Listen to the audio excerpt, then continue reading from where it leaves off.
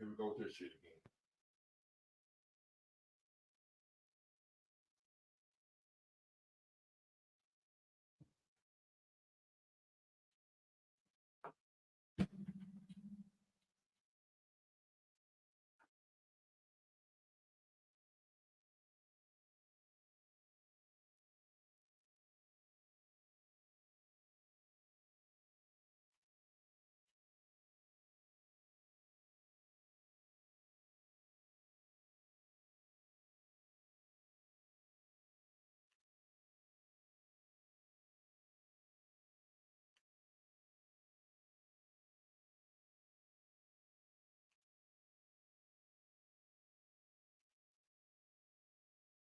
Hello, everybody. Oh, shit. Can y'all hear me? We had a storm come through. My power just came back on.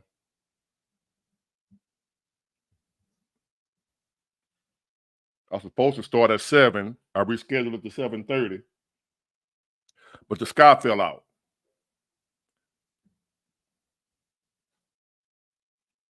So I'm gonna let a few people come in before I get started.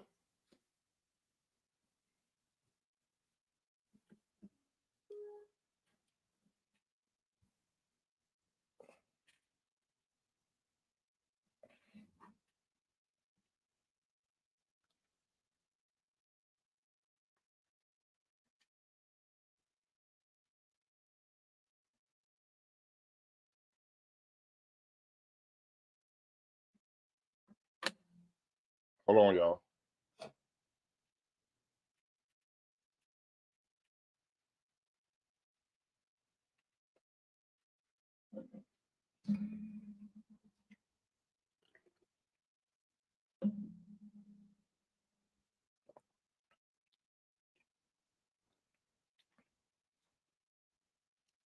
Welcome, welcome, welcome. Happy Saturday evening.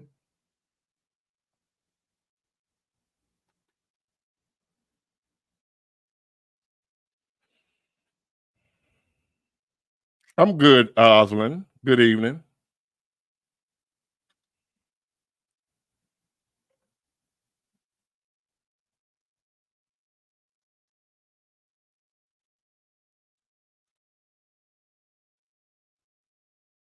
Mm-mm-mm-mm.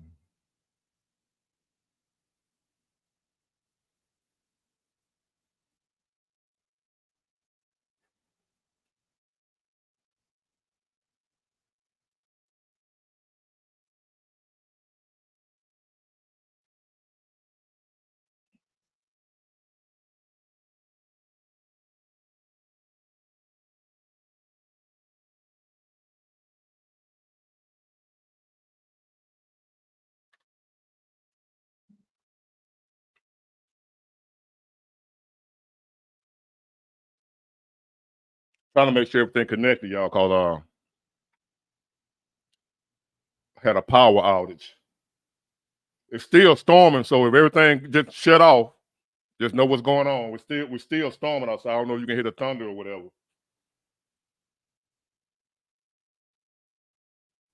So I'm trying to get everything together.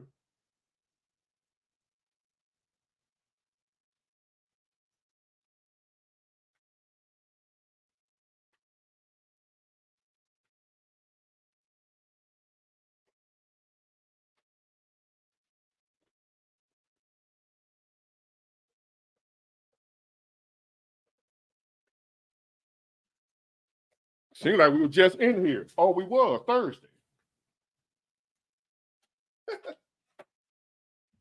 All right, let me clear out a little bit. There you go.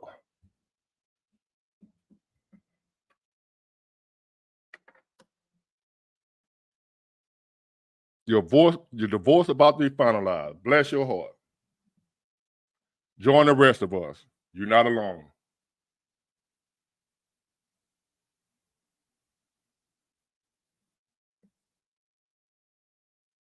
I'm trying to find something. I'll be chicken pecking on this typing. Sometimes I'm getting better.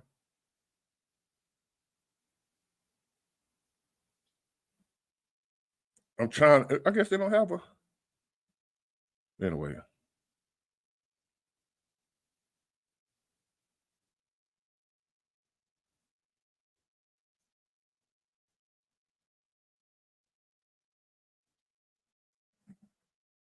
no dollar sign. I was trying to put my Cash App up here since I had a little luck with my Cash App last week.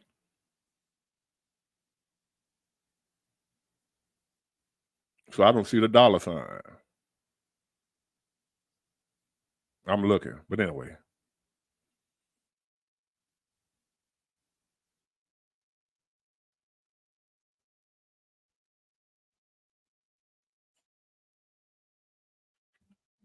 this was suggested that I do this, and it ain't working.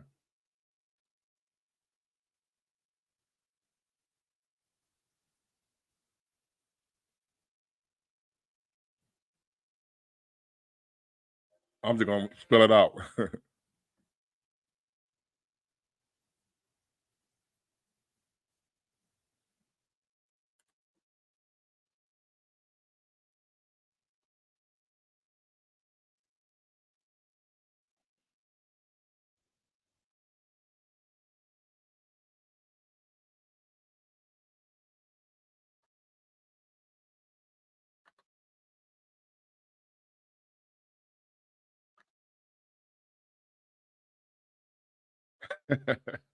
I had to spell out dollar sign because I don't see it. So it was suggested from the other night. Where'd you get the dollar sign, Oliver? Hold on, forget it. I know what I'll do. How about that?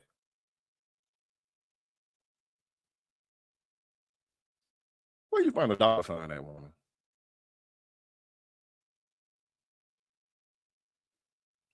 I'm showing just how computer illiterate I am. Hey, Simple Girl TV, how you doing? That's your channel? The number 4. Oh shit. Let me take you down, Rosalind, because I need you scrolling. Hold on. How be name? Excuse me. I hate to show y'all how old I am. All right, we got Simple Girl TV here. She's supporting the channel. We supporting her, so go subscribe to her channel.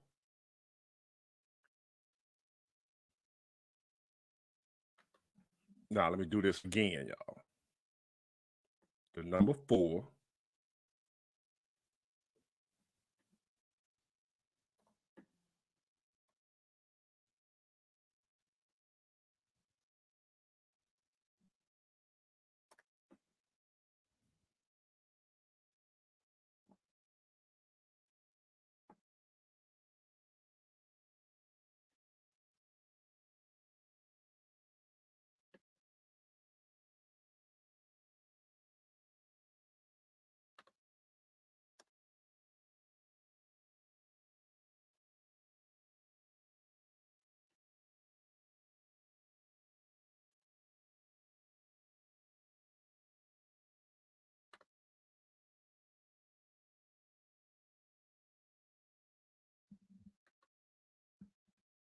All right.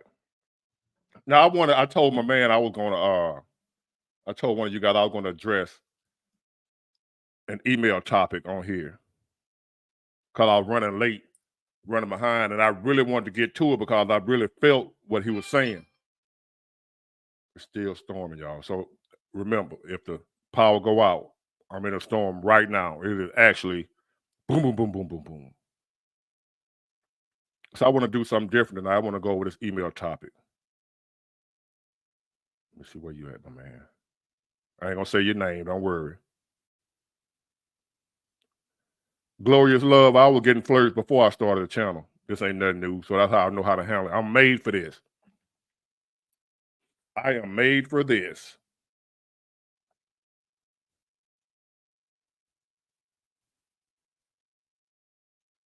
Let me see where you at. I told you I'm gonna do your email. I'm gonna do it before we get to anything else. I promised you. I like to keep my word. I know where you at. I don't know went to the spam. I got a lot of emails going to spam. I have to go over there and check that. I keep forgetting.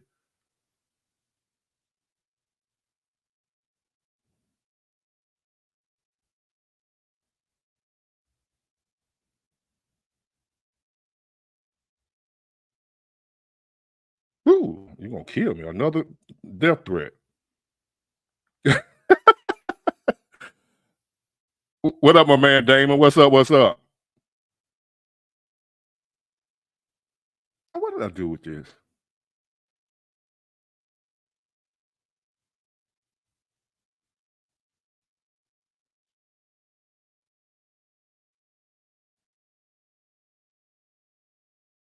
Oh, there it is, right there.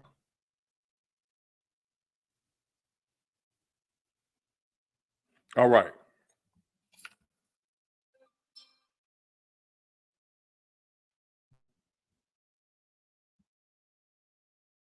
Thank you, Talbot Winborn. Appreciate it. The cash app. It's working. So this is the email topic, y'all. I'm gonna handle this right quick before we get on to our other business for the night. Oh, let me drop this link too. Crying like Ricky Smiley. I wish I could cry, man. To be honest with you, y'all thought I was playing when I said I can't cry. I cry on the inside, but I can't cry. I don't shed tears. Something wrong with my tear ducts, I guess.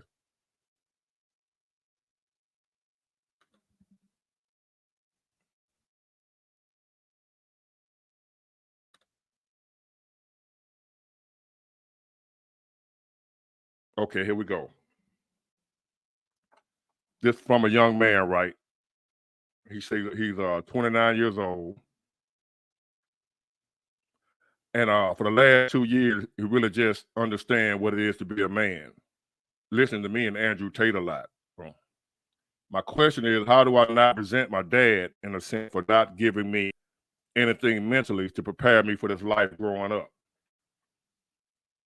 He was in my life physically growing up, but he didn't give me anything whatsoever mentally to prepare for this life, how to handle different things.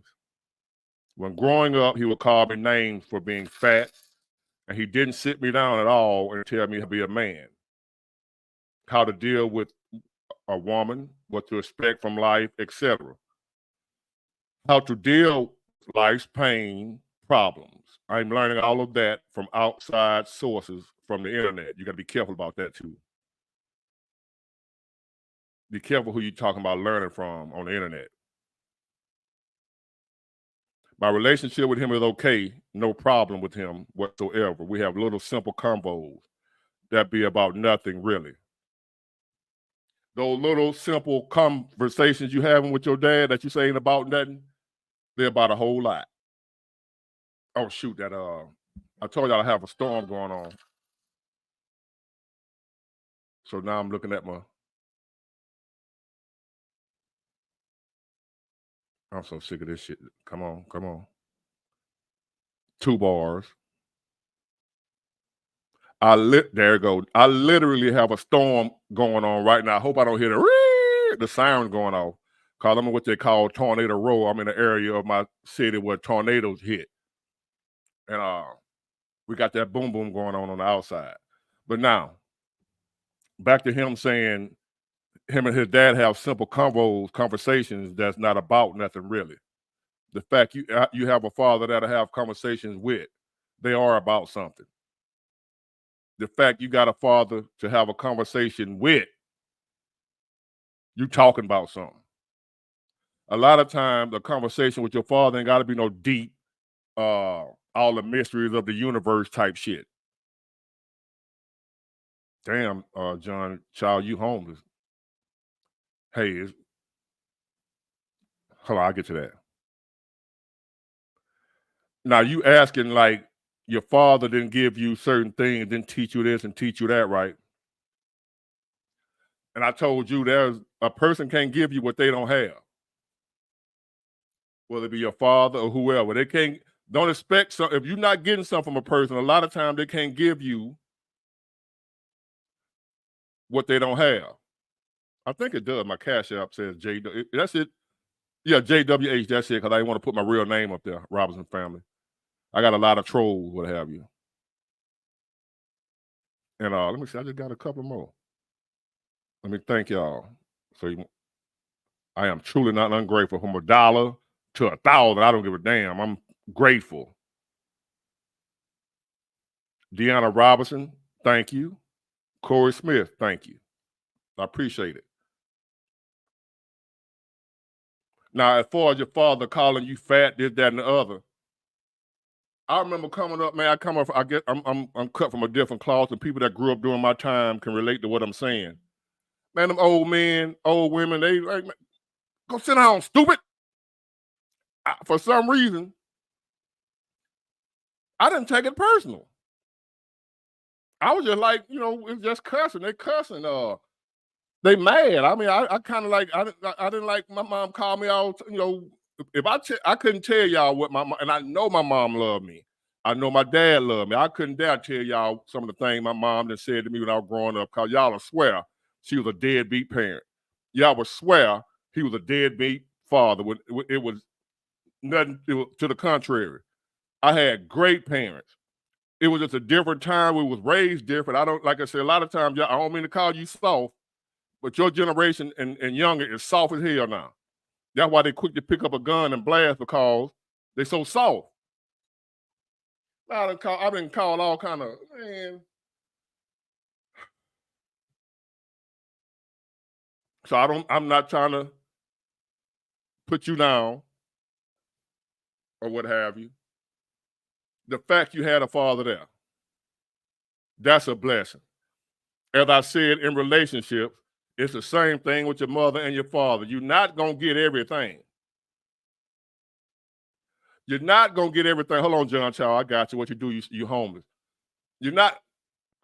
Now, if you homeless and own some type of substance, or because you lost your job and your money funny, or you were living with a woman, she put you out, what have you. I need to know. I don't know your circumstance, because if you're on drugs, what have you, got to get off drugs.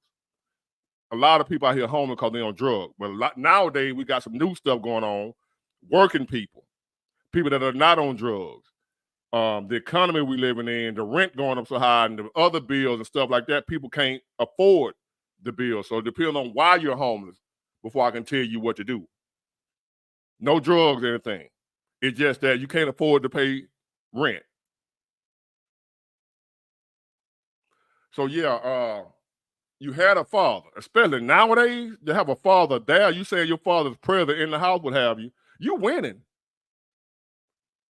He done showed you by being a man just with that you stay, whether you know what to do or not. Maybe your father ain't know what to do. Your father ain't know what to do. He did the best that he knew how, is what I'm saying. Your father did the best that he knew how. Ain't no telling what kind of father he had. So you didn't have a deadbeat. Him calling you fat, well, are you fat?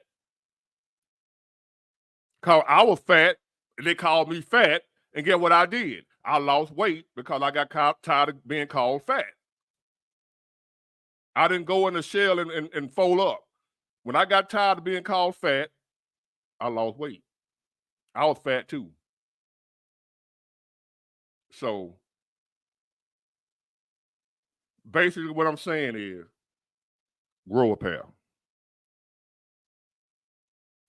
Grow a pair. He called you fat, but he was there. He didn't teach you everything you needed to know. Ain't nobody I can't teach you everything you need to know, because I don't know everything. I can only teach you what I know, but there's gonna be some things that I can't teach you. That go for my son and anybody else. I can't teach what I don't know. I can't give you what I don't have. I can't give you $1 million if I only got $1,000. But you need $1 million. I can't give it to you if I ain't got it. Your father couldn't give you what he didn't have. He taught you what he knew, according to what he was taught. And it goes on and on and on to the break of dawn. So I hope that helps you, my man. Let me send this link out again.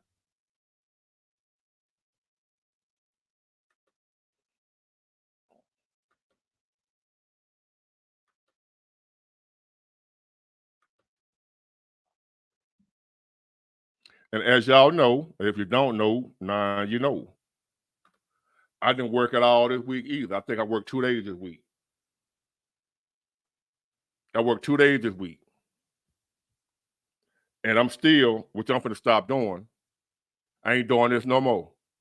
I'm not going back and forth with your I'm not going to even say Kamala Harris supporters.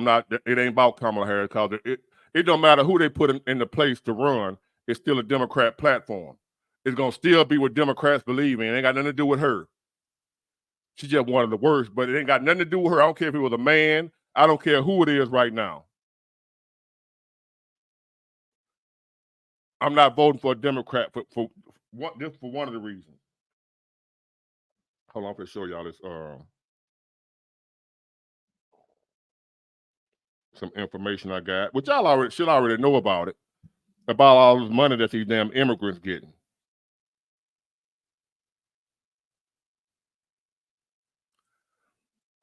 About the money that the immigrants are getting, right? They're coming in. I saw a video where a lady was saying she couldn't even I was watching Jack Morgan today, and he was doing a clip of a lady that couldn't. She tried to get a business loan, and they wouldn't give her the business loan. And she had to work her ass off, did whatever she had to do to get up the money to get her business loan, right? No help from the government. Now the immigrants coming in, they're giving them thousands of dollar debit card, like $3,000-4,000 debit card. All they gotta do is get across the border, they getting them cash money. Why you think them people coming here? They getting paid to come. They paying these people to come.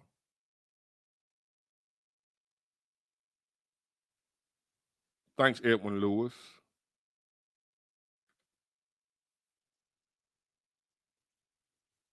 I appreciate you, Edwin Lewis. Thank you for the donation. Well, Kyle, Kamala Harris 2025. Let everybody see this dude here. He's for Kamala Harris. Do you mind coming on telling us why? Or you just a troll? Most likely you're a troll. What y'all think? Y'all think he really for real? He a troll?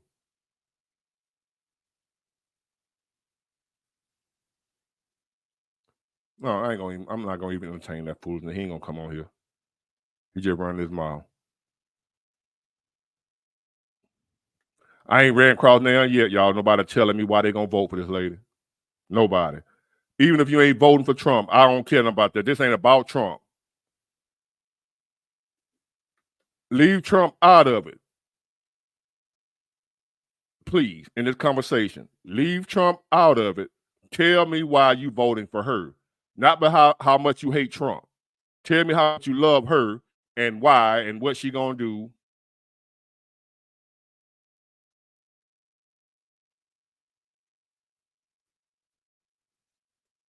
Huh?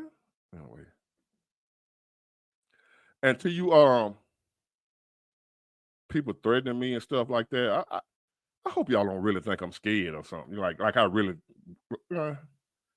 like you got me worried, scared, watching my back. I don't know what I'm gonna do. I'm calling the cops. I'm getting police protection. I wish one of you joker would run up on me. I hope. Do y'all really think? What are y'all doing? What are y'all doing? Kyle White. If I tell you what, Kyle White, if you don't bring your ass on here and tell me why you going for Kamala, I'm finna block you up out of here. I'm not playing with y'all. You got a right to believe what you want to believe. You got a right to vote for who you want to vote for. But if you can't tell me why, I'm gonna do like I'm doing these fools on Facebook. I'm blocking your ass. All I want to know is why. I don't care if you vote for her. I don't care. If that's who you want to vote for, you have a right to vote for who you want to vote for. But if you can't tell me why, I'm gonna block your ass out of here. If you can tell me why, you welcome. Man, get your ass out of here. So Trump was the reason folk died all around the world. Look at these. Hey, y'all, look. Hold on, where he went?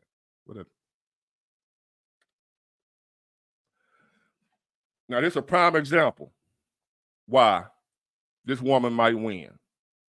This is a prime example why they should give out a test before they let people vote. Everybody shouldn't be able to vote. This is another reason why I want y'all to read this. Thank you, Menace. I appreciate it. And I want y'all to see where we headed. Why we are in the condition we're in. Why we are in the situation we're in. Because people like this right here. people died in COVID because of Trump.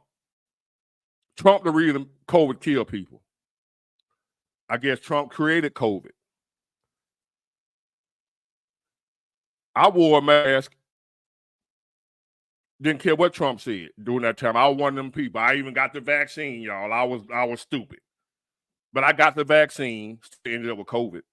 But I got the vaccine and I wore my mask like a faithful Democrat. I wore my mask and I got my vaccine. And I was one of them ones over there talking about the folk that y'all need to get the shot. You need to wear a mask. I was one of them, y'all. Tell the truth, shame the devil. So I wasn't with Trump during that time. I was an idiot like Kyle White right here. Brainwashed. Well, I had women though. Kyle ain't got no woman. I guarantee it. I guarantee you Kyle White don't have a woman.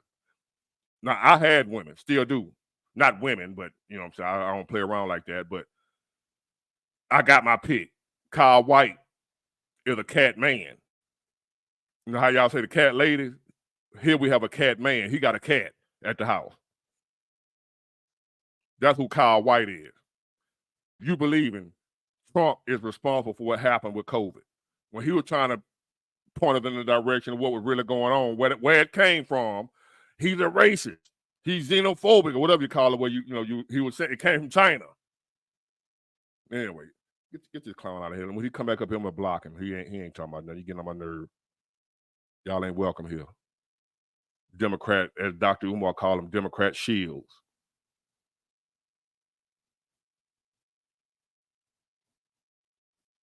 By Kyle White. Go over there to Roland Martin channel. Get your bitch ass out of here.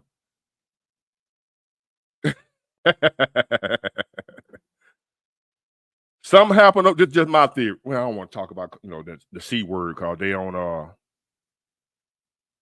they don't play about the C word and the J word. So you got to be careful what you say. So I ain't gonna talk about that.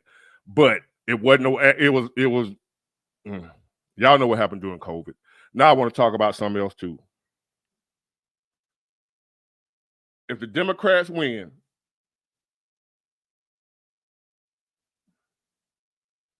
do y'all not? I want another question for the Democrat lovers. It don't bother y'all what they're doing with the immigrants? Hold on.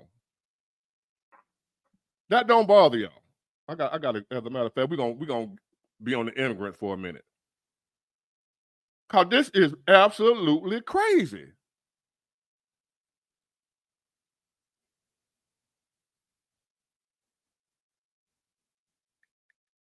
Hold on, y'all.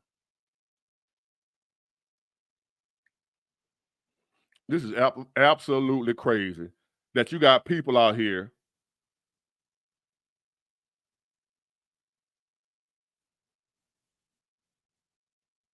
that see these immigrants coming in here like that.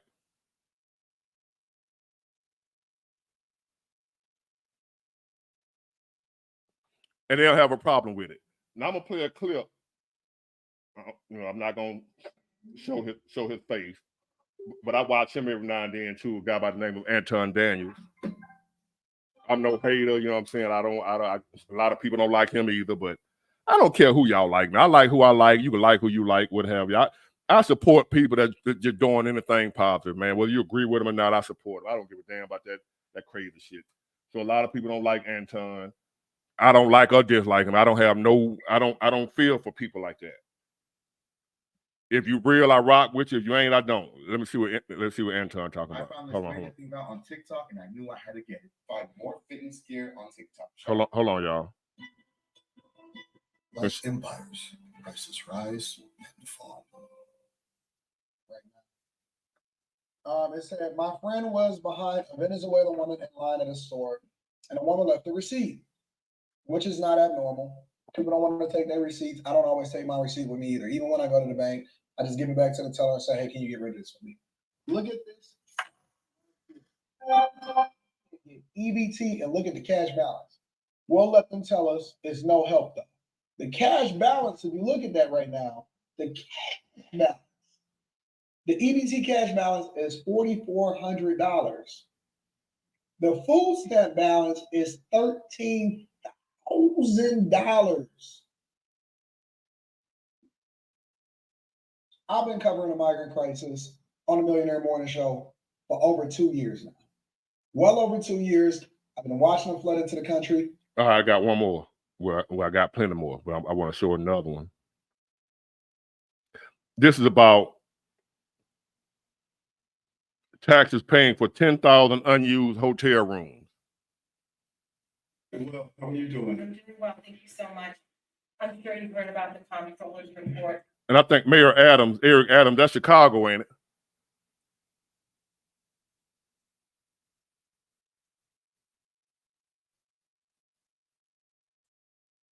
Eric Adams, thank you, Sam Arnold. Appreciate you. Is Eric Adams from Chicago? And as far as Anton or anybody else that I may mention on this channel, I don't mention nobody in no negative way. I don't try to, at least, unless it's Kamala Harris, a Democrat. I can't stand them. The people that just American citizens, even if you like Kamala Harris, I ain't gonna talk bad about you. I just want to know why. So I'm not gonna talk unless you just stupid like the other dude I just banned. You just foolish.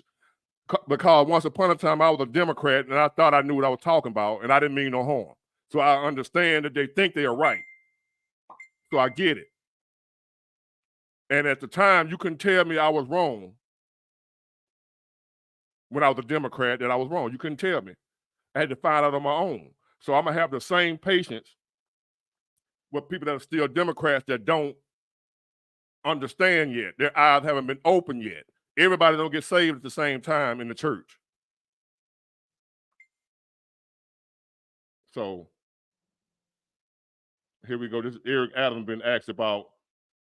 You got homeless. You got a homeless crisis of Americans all over the country. I told you about all these homeless people around my neighborhood, or in my area, whatever. I'm living out in the boondocks pretty much, and they setting up shop out here. You know, their own little cities, what have you.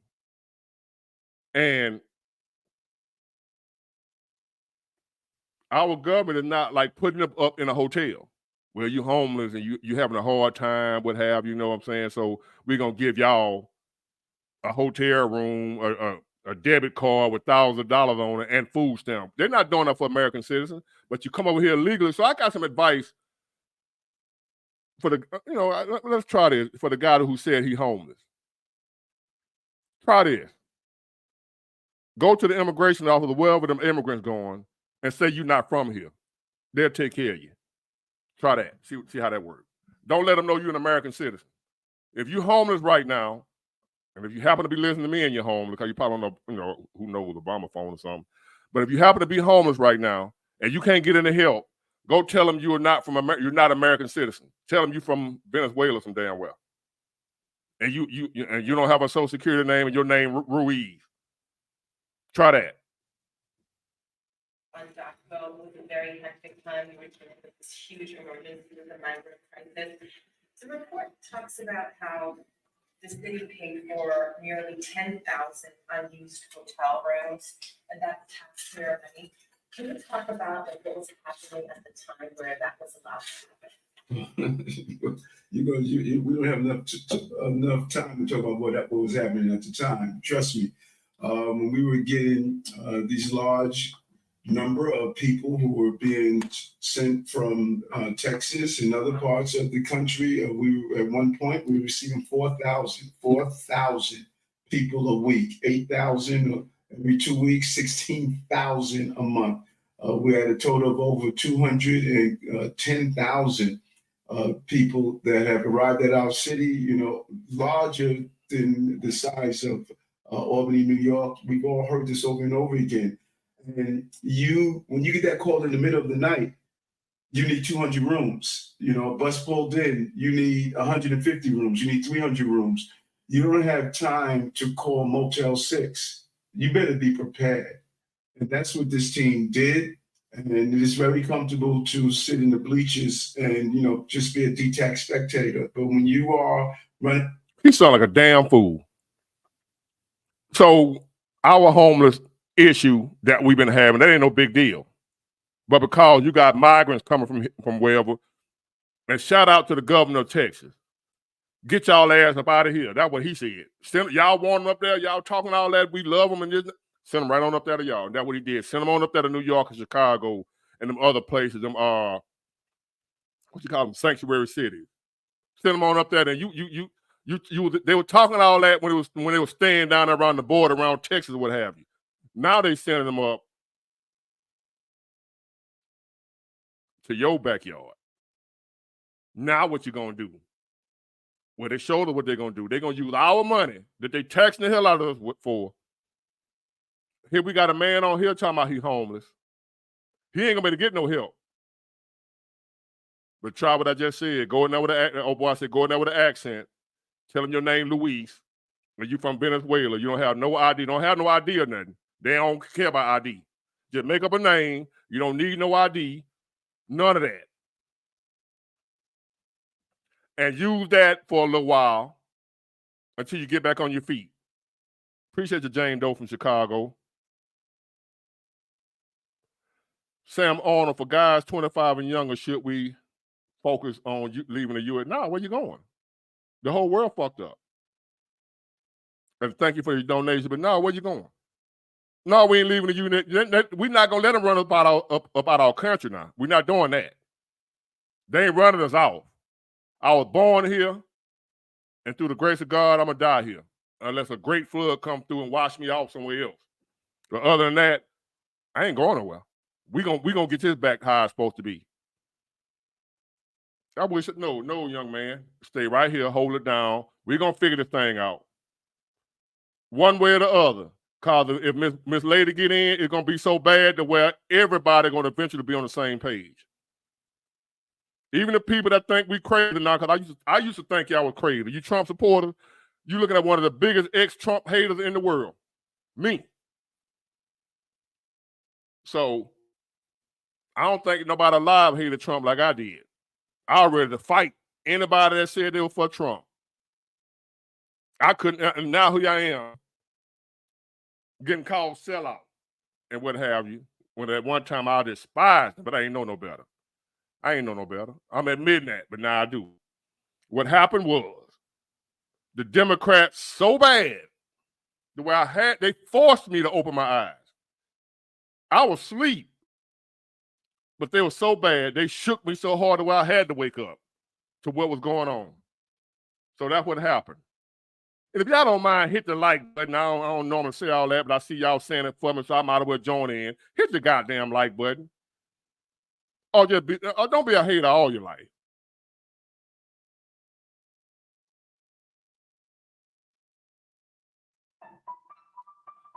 Hold on, y'all. Emotional outbursts, at times so heated, police had to step in. We're talking about city council today and a vote to spend $51 million on helping migrants here in Chicago. CBS 2 political investigator Dana Kosloff was there for all the action, and Dana, strong feelings all around. Yeah, Erica, and for many different reasons, among them the fact that this $51 million approved today is only a short-term fix, and more money will be needed in just weeks. We cannot continue to falsely pit communities against one another. Deep emotional wounds coming to the surface. As Black people who have been hurt continuously by the city and country it loves, it ain't our responsibility to take care of everybody else. And anger. We don't want to have to recall anybody. We don't want to have to protest anybody, but we are not going to be ignored, Brandon. Mayor Johnson. Many in Chicago's Black community and the city council speaking out against spending $51 million to house migrants, asking when will the help for them finally become a reality. And it cannot be put on the backs of the residents of Chicago without showing them. Hold on, y'all. Let me get this clown up out here. Lizard killer. Bye. Hold on. First, let me see you why. Trump only cares about one thing, Trump. All right, get your bitch ass out of here. Hold on, he done went away. He ran. I'll get him in a minute. When you come back around, lizard killer, just know your ass up out of here. You killing a lot, lizards. That's what you're doing, lizard killer. That's what you're killing. Hold on. Hold on now.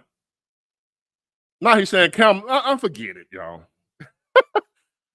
So, I guess you must be. Hold on, where my cash out went? I guess you must be a independent too. He don't like Kamala either. He don't like Trump. All right, I get it. My bad, Lizard Killer. You ain't going nowhere. Nah, he good. He good, my girl Liz. He don't like neither one of them. I'm all right with that. You independent. That they're getting something out of this. Mayor Brandon Johnson, presiding over his second full city council meeting, had to ask for calm more than once. Will the Sergeant of Arms please restore some order? Police also intervening at one point to allow the meeting to proceed. Ultimately, the measure passed with 34 votes. Many who voted to approve the money, like 49th Ward Alderwoman Maria Hatton, call this an immediate crisis that needs attention. But, she says, so do concerns of the city's Black residents. Why are Black people in Chicago and some communities so angry? Why is all this kind of anti-immigrant sentiment coming up?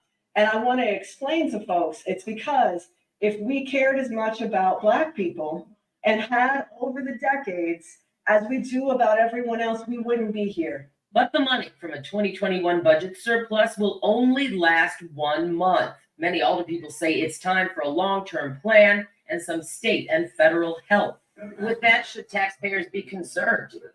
I think we should all be.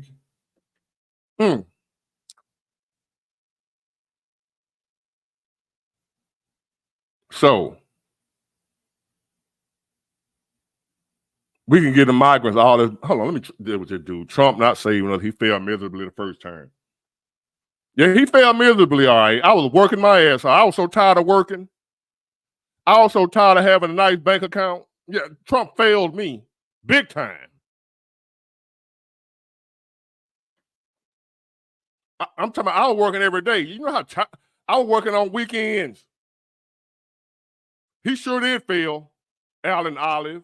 Come tell me how he failed. He was a racist. That's all you're going to say. He grabbed women by the coochie.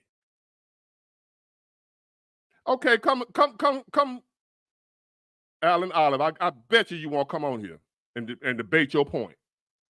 That's one thing you Democrat shields ain't going to do. You ain't got nothing to stand on but talking points. Let's talk some real talk, some average, everyday American talk, what we can actually feel and see every day, not just your feelings.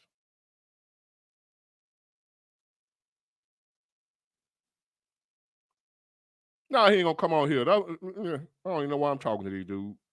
Because I don't want to be like a one-sided type of dude. I want to hear both sides. He failed miserably. Trump called in, Lizard Killer, get your ass out of here, man. I'm done with you. Go kiss a fat baby booty. You talking about, hold on, wrong dude, Lizard Killer. Get out. One more time. I don't know if your name Michael or Mikhail. If I don't see your picture, I can't bring you up.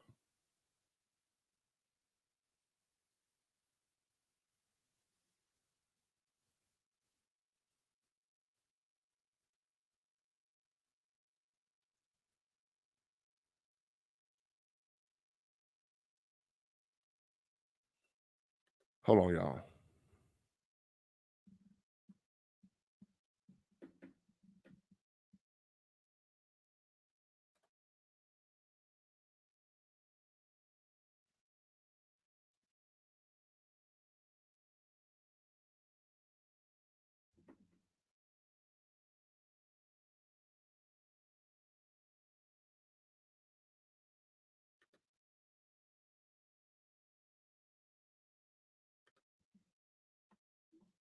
So anyway, let me go to bring somebody on. Michael. What's going on, Michael? How you doing? Hey, what up, big bro? How you doing? All right. Can you hear me? Yes, sir, man. You loud and proud, man. You loud and proud, my brother. Okay. Appreciate you for joining us. Man, I'm right up Highway 45 from Mobile to Tupelo, Mississippi. That's where I'm from, man. I'm right up the road from you, neighbor. Oh, yeah. I've been up there many a time. Yes, sir. Yes, sir. But hey, man, listen. I ain't for Trump and I ain't for Kamala, but our people keep falling for the okie doke with these Democrats. I got a saying, man. The Negro is a phenomenon. You hear me? These folks is crazy. But under Trump, not for Trump, but I made the most money out here driving trucks, bro. Bro, that's all I care about. They don't hear me. You hear me. Same thing you Yes, saying and sir. what I've been screaming. That's all I care about. I made the most money, family. I made the most money and Bro, got a piece of the PPP loan because I own my own trucking business and right. got the stimulus money. You know what I'm saying? The bank account was looking good. The kids was fat. Hey, things was good. But see, I'd rather have a president, not for him, but at least he got up there and speak his mind. At least I know what I got. At least I know what I'm dealing with. He ain't closet. You get what I'm saying? Yeah. You know what I'm saying? But this Kamala chick, it's the same trick they pulled with us on Obama. The same trick. She And we worse than gonna, Obama though. She worse. yeah, she gonna be worse. And I'm telling you, when she get in there, man, these feminists finna act crazy, bro. These feminists Yeah. finna go buck wild. But they can't, cause they ain't gonna whoop nothing. Let them go wild. Just get out their way. Just get out of their way. Let them fold. Yes, sir. Yes, sir. Yes, sir. And my signal Yeah. acting up again, y'all. So just bear with me. Eventually it'll come back. I hope. But yeah, So man, I enjoy your show. I found out about you through the Nika Marie. She had posted yeah. one of your videos, and I said, man, who this brother right here? So I started watching. I said, man, I like his content. I watch it almost every day. You know what I'm saying? So man, you keep up the good work, bro. I appreciate those motivational talks. Uh, you know, fortunately, you had a podcast, I think yesterday, a live yesterday, and you was talking about Oh, don't get married Thursday. and stuff. Thursday. Thursday, Oh no, you talking talking about about yeah, a video. A video. Okay, yeah. yeah, talking about about marriage, don't get married. It ain't worth. You know what I'm saying? Like I this is my second marriage, and Ooh, you talk Lord. about you need to pray for these brothers. Yeah, you need to pray for us because guess what? 4 years being married right now, she already screaming she want a divorce. I don't mean to laugh at you, man. My bad. No, Hold on. laugh because I think it's funny too. Hey, hey. Hold on. Women be talking. I got women in my inbox. No, big boy, it ain't like that, man. They always hit me with that. All women ain't like that. I know all women ain't like that, but who got time to shuffle through 1,000,000 women to find one good one? Nobody got time for that. And I Damn, was 4 like, years, bro. 4 years, and she from right up the road from me. I met her in Montgomery, Alabama. That's where This your she from. second marriage. This your This second one. my So you had hey, the hey, second marriage. Took in 2 of her kids that ain't oh mine. Lord have mercy. I got 4 on my previous marriage that I had in my marriage, on my first marriage. Took in her 2, had one by her, Bro. and then we got one on the way, and she wanted a divorce. She ain't happy. Let me guess. She ain't happy. She ain't happy. You ain't affectionate. You ain't. I said, hey, you know I ain't affectionate. You don't do this, and you don't. Look, I said 1 trip a year. I don't do birthdays, holidays, and none of that crap. That ain't what I'm doing it for. You know what I stood on. Now you want to say you ain't affectionate. You ain't this. You ain't that. You sorry. Oh, okay. Anything getting cut off in the house? Hey, that $1,900 rent get paid every month. Ain't missed a beat. That car So she drives, she don't. Hey, that car she drives, she don't pay for. I pay the insurance and the note on that. So you done heard the old you ain't affectionate thing too. Yeah, and I ain't that type. I'm not. See, social media mess these women mind up. See, these guys get on here with their woman on their social media, putting the rose petals on the bed and leading to the tub and champagne cracked open with the candle lights around. Y'all don't mess these women up. They think they supposed to get. Hey, I'm not that type. I'm not gonna waste my time going buy some rose petals and sprinkle them over the bed. I'm just not that dude.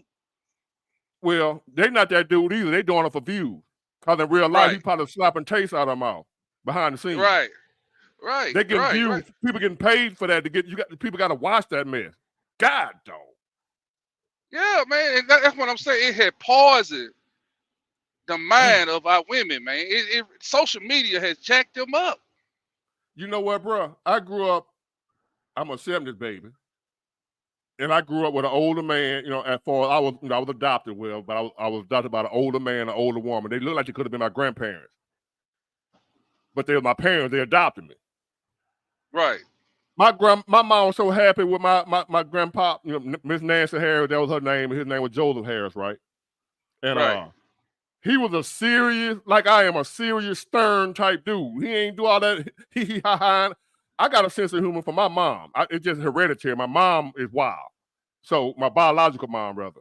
So my wit and my sense of humor come from her. But I'm not just a funny, laughing all the goddamn time, be gonna hug you and kiss you all damn day. Thank you, Bud Brutus. I appreciate you.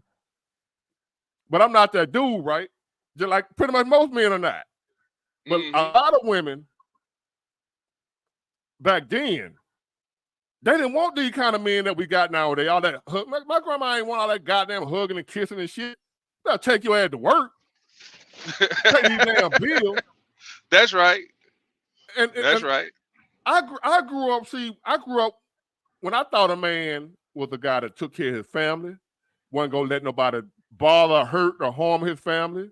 His family wasn't, he put in time with him. I always saw my pop every day. That's why these jokers so soft now, that hugging and kissing and all that type, all that weak ass. No. So leave them alone. Well, stop marrying these women. Goofy, man. Stop marrying these chicks, man. The next thing you divorce because you ain't kissing her enough. The hell? I miss the older generation. I'm 41, 80 baby. I was born in 83 or whatever. I miss the older men that done died off. Man, them older men used to kick so much wisdom up under no tree, in the yard. I used to sit there as a child, man, just sit up under these old men and soak in all that wisdom. And I know you was reading that email earlier about the guy or whatever. But man, like when our older generation used to call us stupid or something or sit your ugly ass down, it wasn't intentional. It was just the way we talk in the South. It just is what it is. And I was not, and it didn't traumatize me, as they say. I'm traumatized. It didn't do that. And I'll be mad, like I'm gonna talk again in a minute. Watch. I'll be talking back under my breath because let them hear you. Yeah. You know we ain't what I'm saying? So, cry. No, we got those real pure butt whoopings. The pure, like I was just gonna say that. I was just gonna say that we were glad that that's all they did was call us a name instead of getting an ass whooping. That's right. I'll take the name call and don't whoop my ass. That's all I worried about. I ain't care if you call me crazy, stupid, fat, but don't whoop my ass. Yeah, them type of butt whooping. You go out there and get me a switch. Don't bring me a switch, bring a stick back. Them type of whooping we used to get with a stitching cord, fan belts. Right. I used to get it. Right. I was bad. Now they crying, the parent called them out their name or whatever. I don't know, man. I can't knock it. That's just how they was raised. Raised by a single mom. Well, he wasn't raised by a single mom, the last dude. But anyway, women leaving men. Women want women in their men. You ever heard this book? I think it was a book called Women Are From Venus, Men Are From Mars, some bullshit. Yeah. Well, pretty much what it's saying is we two totally different people. As far as a man and a woman. Women want women out of their men. Women want emotional men. Lovey-dovey, kissy. As soon as he walk in the house, he kissing and hugging all on and did that type stuff.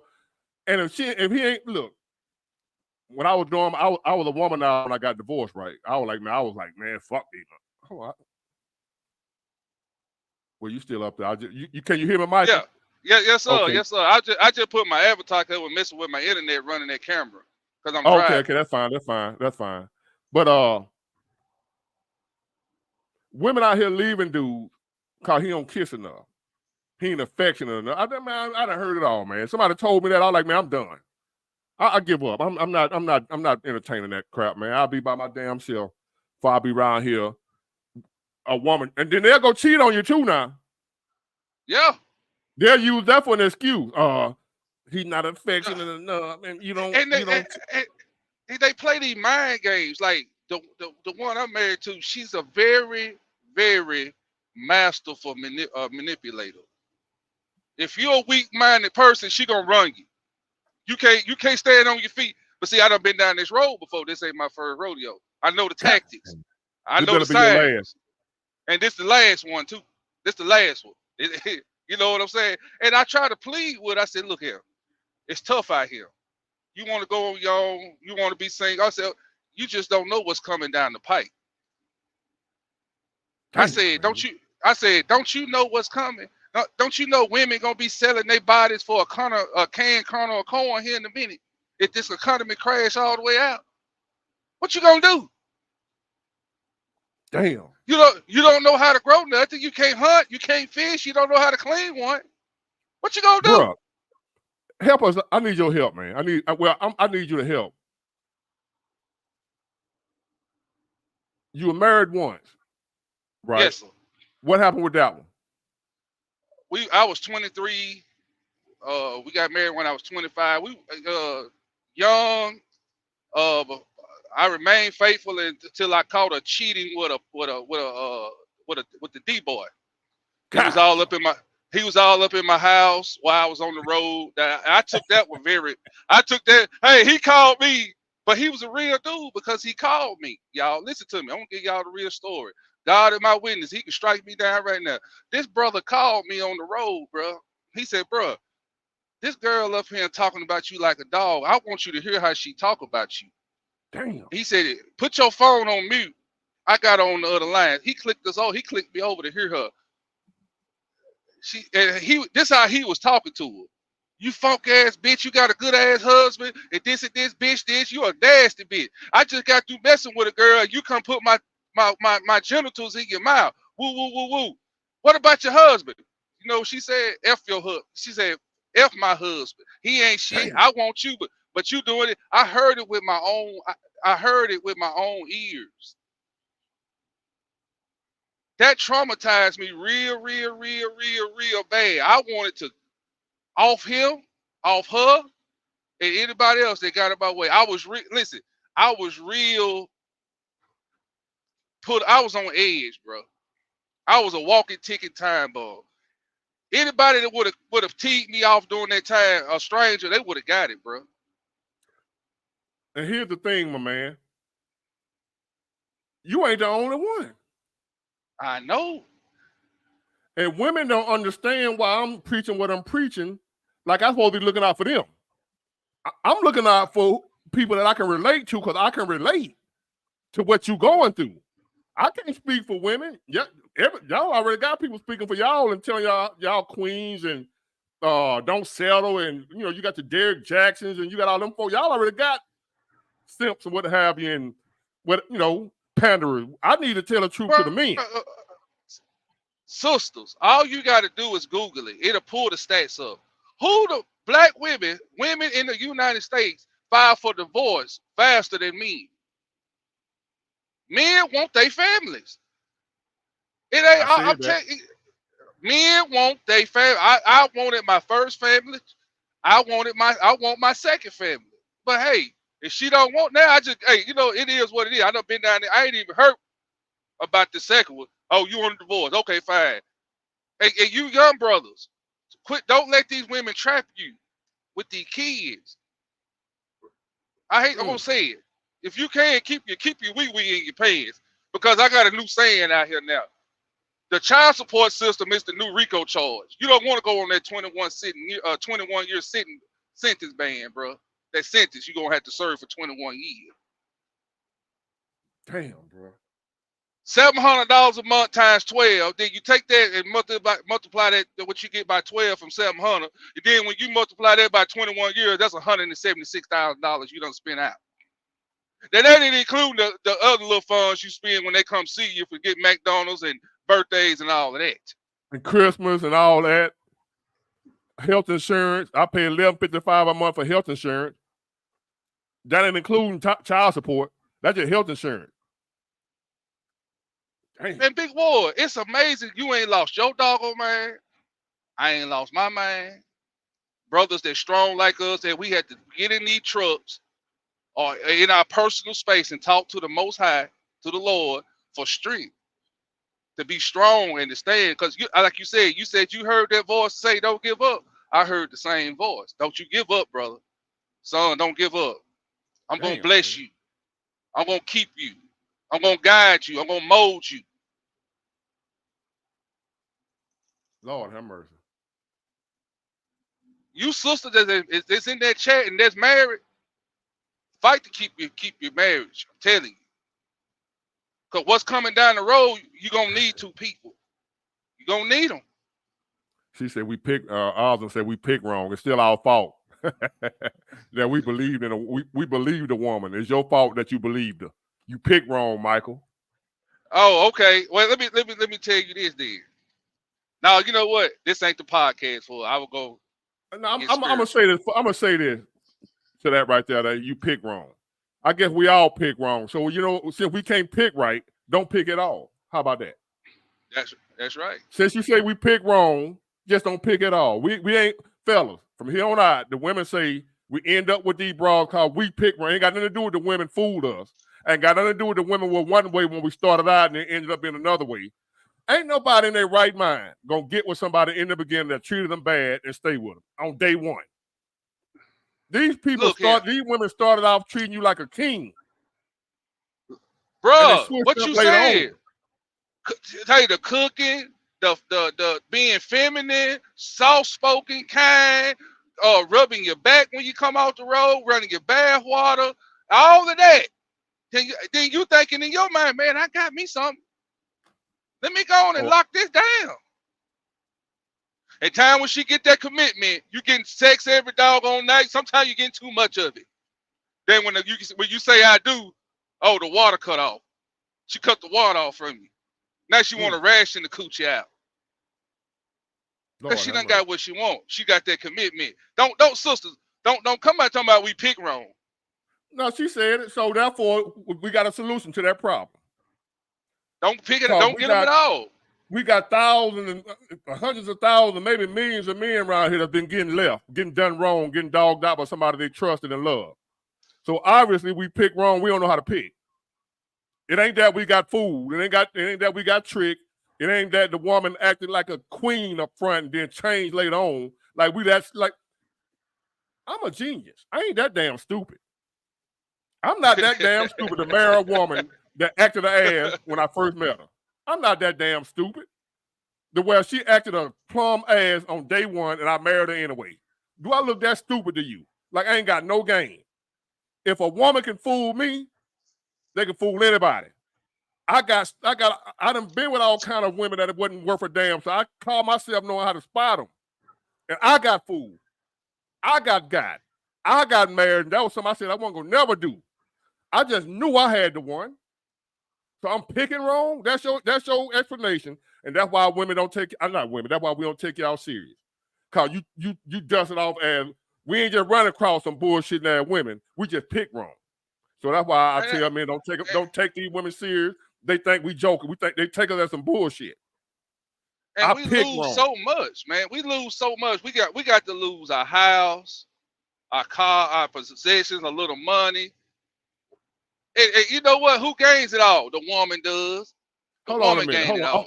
I'm reading a comment. It ain't that we pick wrong. Women get bored. We women get bored. This is a woman saying this. Where she went? Damn. This is a woman saying, and I'm telling you what it is. Women get bored with you, man. But man, Big War, let me ask you something, Heath. Man, let me ask you something. They get bored. They don't think we get bored. But if we got a family, they don't understand. We don't want to leave our family. We can't stand for another man to be around our kids. Thank you. We ain't gonna leave that easy. No matter if things messed up, we'll try to hang in there. I'm telling you, man, I put up with some shit. I wouldn't dare tell y'all on here. Grandmama from the 60s and the 70s and the 40s and the 30s, you don't think they got bored, but they stuck with their husband. Right. These some weak women, man. I'm gonna go to be real. These modern women, y'all are weak. How about that? No, bro. How about that? No, bro, don't say that. Don't say that, weak. Man. You pick wrong. No, you're right. We pick weak women. You're right. We pick weak women. So just pick better. There's plenty of good women out here. Don't divide y'all say for better or worse? That's boring. Okay, life with T. What do women lose in a divorce if she ain't rich with a broke man? What do women lose? Y'all get the house, the kids, child support, alimony. What do y'all lose? My time. What about all the time I put in with? Oh God. What do women lose in a divorce? If it ain't a rich woman, only women lose in divorce is like Halle Berry. Women like that. What's that lady Man. name? Sherry Shepherd. She lost. Mary J. Blige. Women like that. Other than that, what women lose in a divorce? Besides what about the time I put in with him? You just Come on. boring. You're boring. But T, but life with T, if not if he broke, but if she makes more money than him, she can lose money. But how often is that? Like it's a bunch of women down there in alimony court paying a man. Come on now. That thing ain't nowhere near where you talking about rich women. The average divorce, ain't no women out there paying no alimony. Get out of here, please. Don't be for real now. Don't play us like we that stupid. Come on. Don't do me like that. Y'all know by now I'm not an idiot. Now come on now. I hope I know you ain't no hater, so I know you know ain't no idiot. So how you think I'm gonna sit up here and say it's just as many women paying alimony as it is men? Come on. It's just as many women paying child support as it is. Yeah, Hey, Big it Wall, can let me put happen, these Keith. women. People win the lottery too. She said it can happen. Yes, sir. Yeah, and I can win the lottery. People do win the lottery, right? But that ain't the norm. The norm is a man gonna end up paying alimony. He gonna have to leave the house behind to her and the kids. He gonna pay child support. Got to pay insurance for the kid. All that type stuff. And if he make too much money, got to pay her alimony. Come on, that's the norm. That's what happens on a regular basis. Yeah. From now on, fellas, they don't hear. We done figured it out by now. If you haven't figured it out, this gonna be proof right here. They do not hear what we're saying. And if they hear what we're saying, they don't care. They gonna hear what we saying here in a minute because walk away.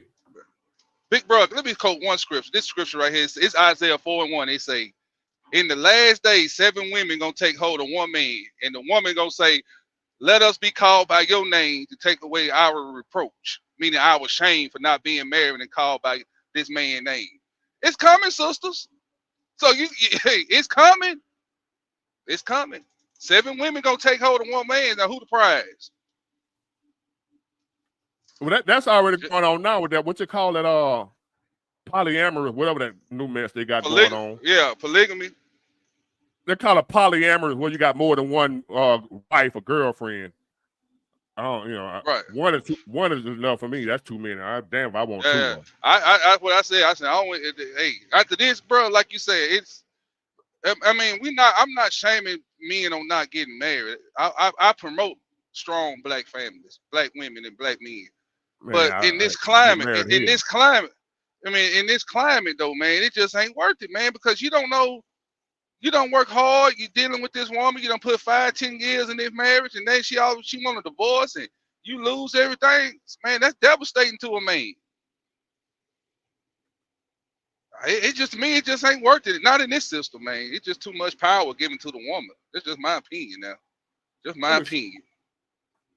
Let me see if I can find this this thing TD was talking about. And believe it or not, I'm a TD Jakes. I'm not a church dude, but I love TD Jakes.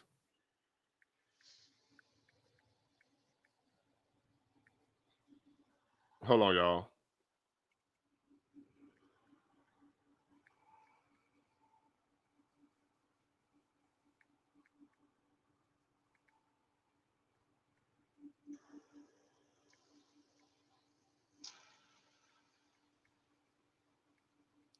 Hold on, y'all. I'm typing. I'm old school.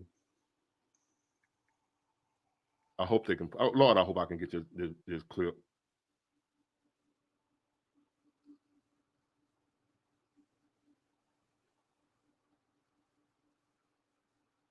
It basically T.D. Jakes was saying that women used to come to him. Let me see if this is it right here. Divorce is so painful because sometimes you divorce over what you didn't understand, not because you cared. And it's a slow, painful death. That's not it.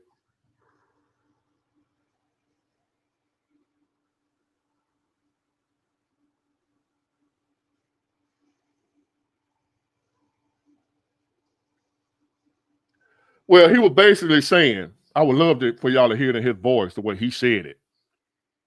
But he was like, once upon a time, women would come to him looking for a divorce, and it was because the man was a drug addict.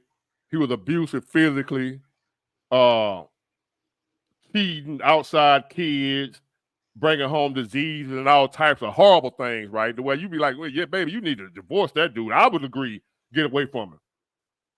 But he said now they come to him wanting a divorce because they ain't happy. And he was like, who told you you're supposed to be happy?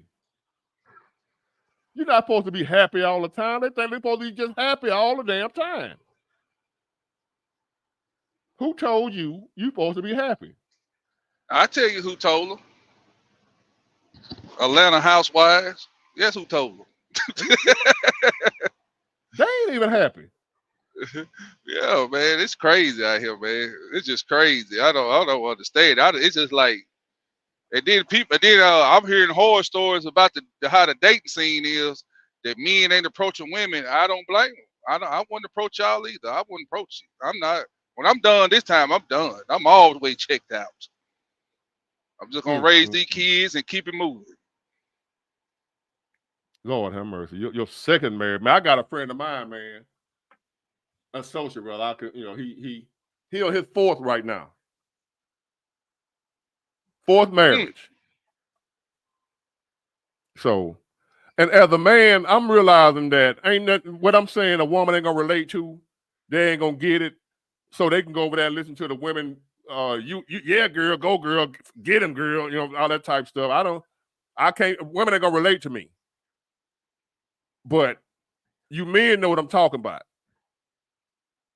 So I don't expect women to understand where I'm coming from, and I don't care. If you watch me, I appreciate it. But I don't care if you don't get why I'm not going to get raked over the coals anymore. I don't care if you don't agree with it. I don't care if you think I'm wrong for that. Hey, you ain't going in a hole with me when they throw that dirt over me. So how you feel about it is irrelevant, but I know I ain't the only one as a man. And I'm glad you came on tonight to show that, hey, this is a normal thing nowadays. I'm not happy. You're not affectionate enough. This, that, and the other. Ain't got nothing to do with damn, man. That man on crack.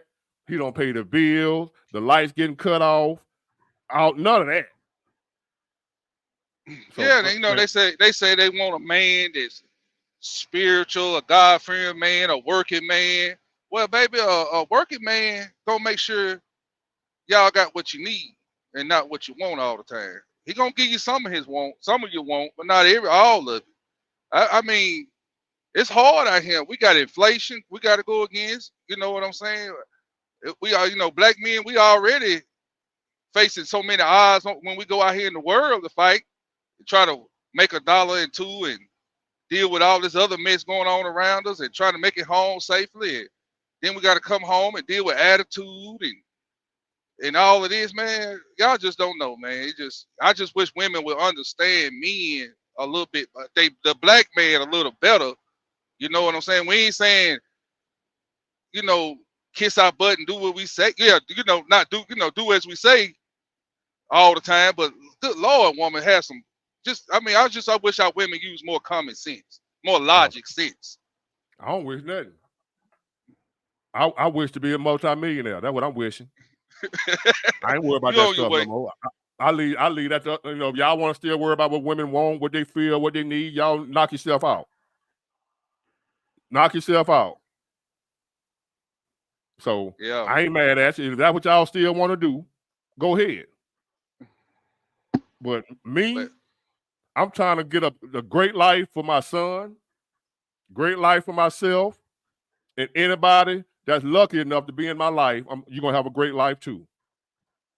That's all I'm worried about. I ain't worried about whether a woman agree with me when I tell you, boy, don't get married, you damn fool. I don't mean to call you a fool, but hey, you better not do it again. Hey, Big Ward, I ain't doing it no more. God damn, that's bro. it. Man, that's it, bro. That's it. 4 years.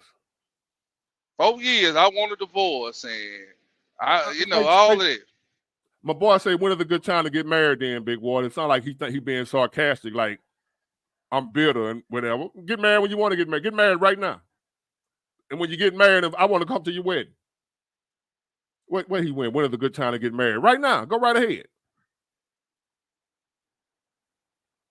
Go ahead and get married. Where he went? He asked me when it was a good. When is a good time to get married? Then, Big Boy.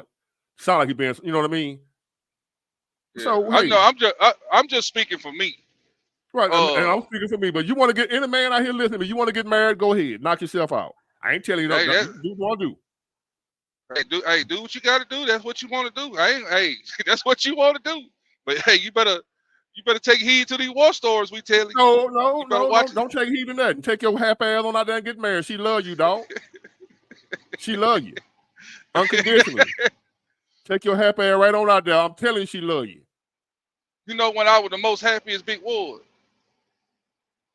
Single. I was when I was single. When I came out that first divorce, I was so happy. Oh Lord, I had the freedom. My first set of kids that I got by my first wife, they almost grown. I'm about to come out of child support with that system. Now look, I got to start all over. Get that start over. See what I'm saying? Like, bless your heart. See what I'm saying, brother. That's what I'm talking about. It's like, damn, why did I do it? God, dog. That peace is more valuable than a woman, a nagging woman in the house. You got to go to every day. That's peace, brother. That that's peace. What I want, peace. That's what I'm fighting for. Peace. That peace is worth more than money, and that peace is worth more than a damn nagging ass woman. I'm telling you, man, that peace, you just can't beat it. No, you can't beat it. Well, I'm going to bring up I can go somebody when I can else, go. man. I got a lot of people waiting in the queue. I'm sorry, big bro. My bad. No, that's me, man. I enjoy the conversation. I wanted everybody to hear what you're going through, man. And when will your divorce be final? Jay Taylor, you up next. When would your divorce be final? We now. I'm thinking I'll be out of the.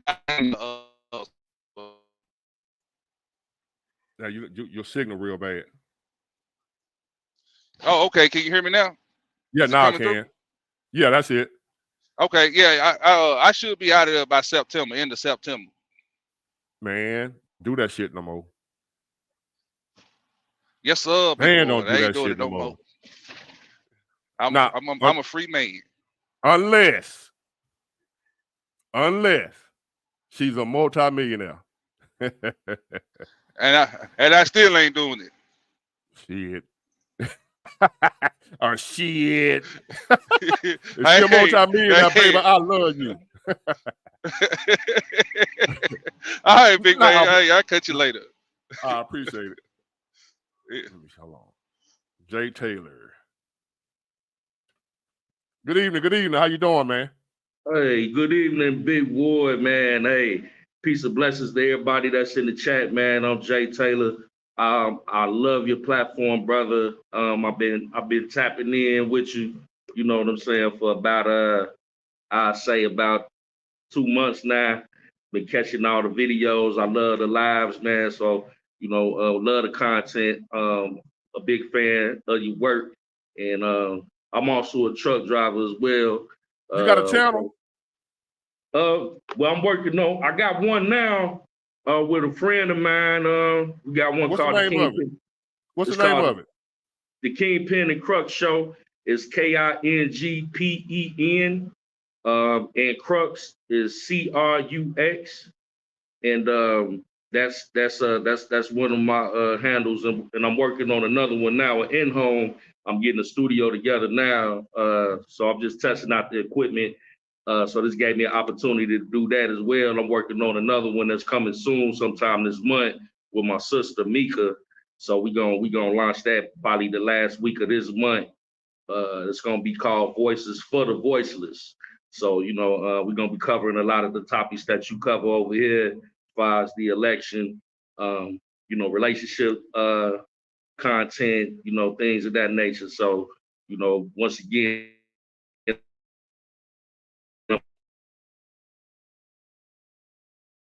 work, brother. You went out on me right there. I don't know if you got a bad location. I know. Can you hear me? Okay, yeah, I hear you. I'm gonna try to relocate. Yeah, so far now that sounds better wherever you are right now. Okay. So we good now. Yeah. Well, put the name All of your right. channel in the comment section when you get off. Okay, for sure. I'll drop the link. So anybody want to check me out, man, I appreciate that, brother. Yeah, man. All good. What's on your mind? Yeah, I just wanted to try to chime in on the whole election thing, right? And the whole concept that we're supposed to be voting off of identity politics opposed to policy is ludicrous, especially at the time that we're dealing with now, where we in a state of emergency, the country, the economy, everything is just haywire right now. And for the life of me, they trying to say that just because this woman is supposed to be quote unquote black, we're supposed to be standing with her, but when she has no policy on her website. And it's just ironic to me that every time that we vote on identity politics, as we did with Obama, you know what I'm saying? And I voted for Obama twice, you know what I'm saying? And just on the strength that he was a black man with no policy, we didn't get nothing in return. And also, I want to clear up one misconception. They like to say that when Trump was in office, that the economy was due to the previous president, which was Obama, because he inherited that economy.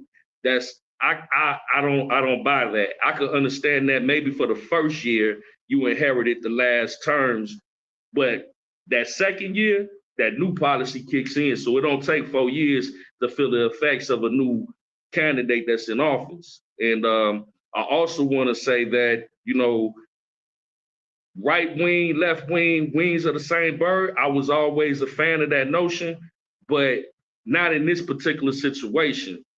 In normal politics, yeah, it would be wings of the same bird, you know what I'm saying? But Trump is really not a part of that. And I heard you speak to that a lot as far as, him, running Republican, but really being an independent. And I think people really need to highlight that because Trump is not backed financially by the people that the other politicians. And we hear a lot of talk about the deep state. The deep state is people that are politicians that are not on record, but they have the money and they pay the politicians to push their agenda. Trump is calling out the deep state, and that's part of the reason why they want him gone. They want him in jail. They want him dead. Any way they can get him out the way because he's exposing that.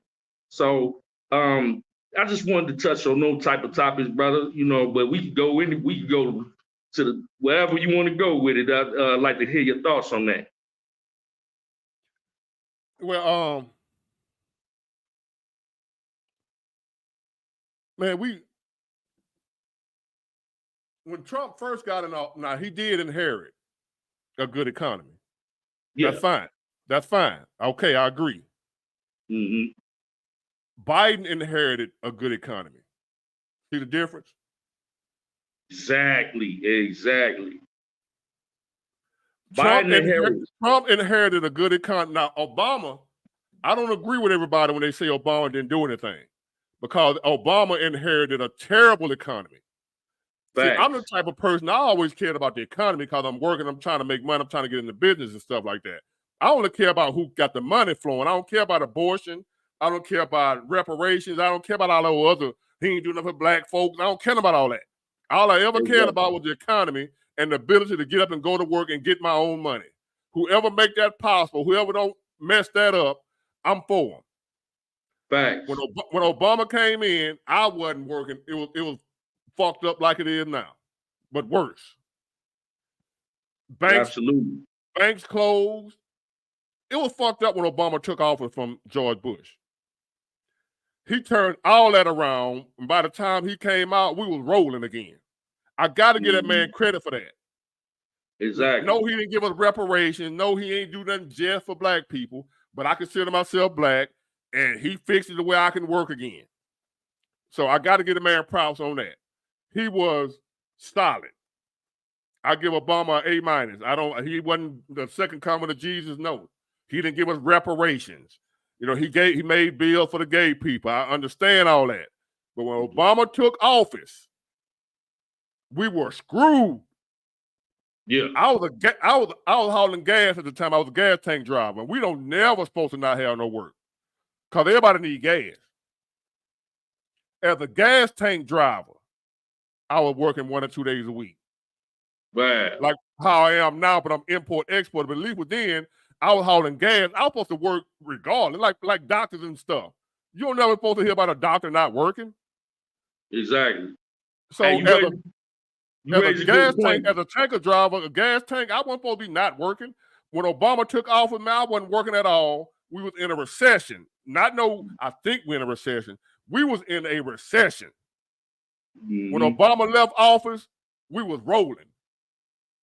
And he turned it over to Trump. So I got to give Obama credit for that, man. I ain't going to be one of them folk, them black folk talking about Obama didn't do nothing. I can't do that.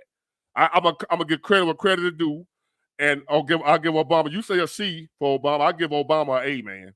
I know what we was. I couldn't get health insurance. I couldn't even pay for it. Like now I'm paying $1,155 a month for health insurance.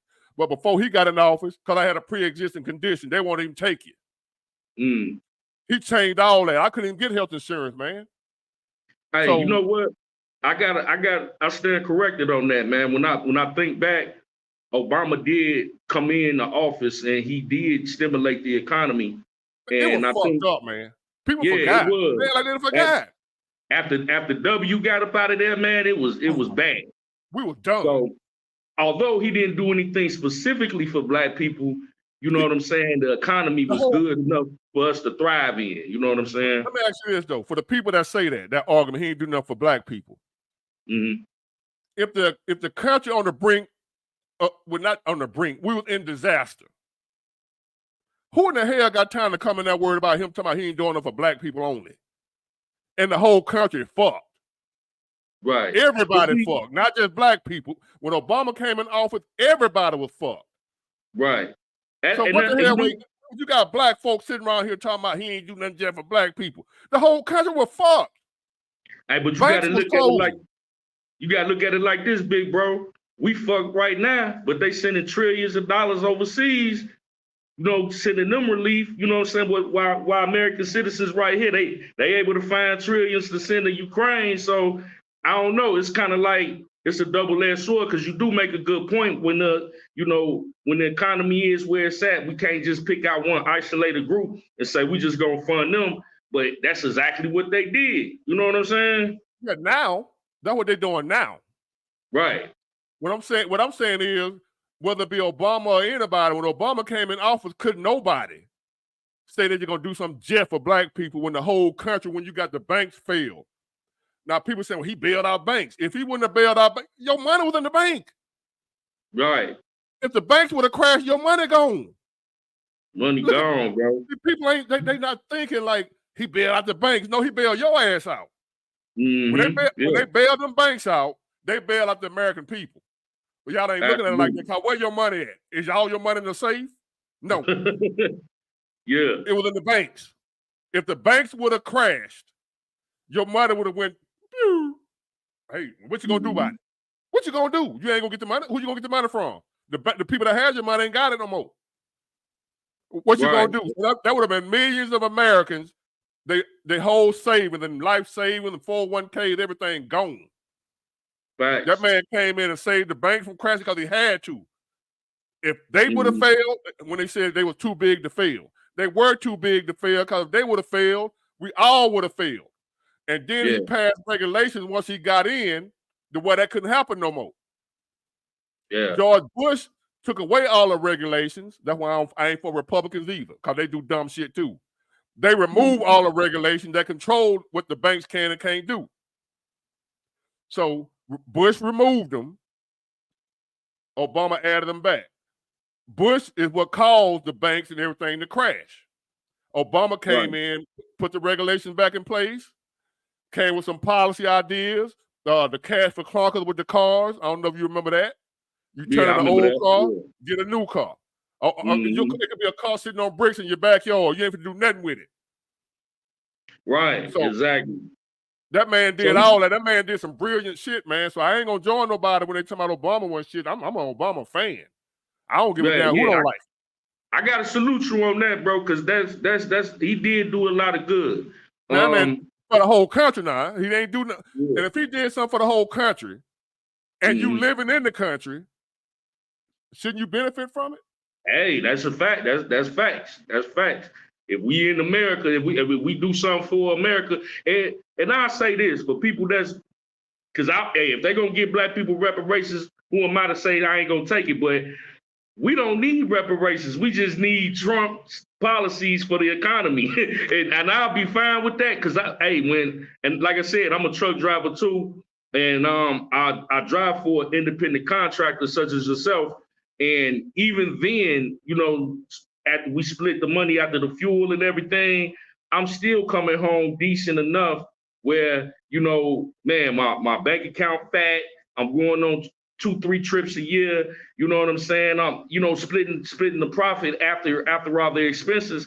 I still was able, with a 1099 to thrive in this economy and live a good life. Since then, I mean, the money has been crippled to a fraction of what I used to make. Driving for an independent contractor, people are turning in there something like trucking, something that we get all of our goods and services. How is that industry struggling right now? You know what I'm saying? That's insane to me, man. That's a way to note that how bad this economy, this country has gotten when people was, I heard a blogger the other day explain it perfectly. They said that, if fuel is so high that, you say a truck driver got to make it from one side of the country to your side of the country.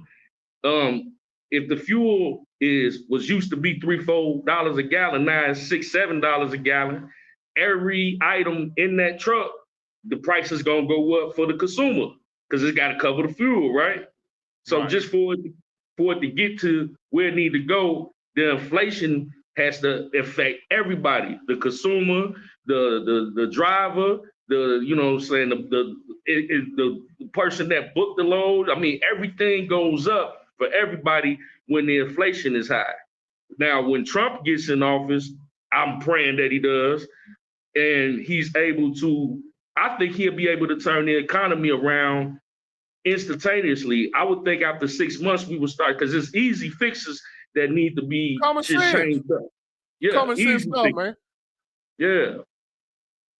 Well, so I think man, look, I'm getting kind of. Oh, go ahead, my bad. I'm an independent, right? And you got people that claim to be independent, but you're not. Exactly. They like me right now. Like you got y'all some diehard Republicans. You can't talk about Democrat. If you're a diehard Republican, you can't talk about a diehard Democrat.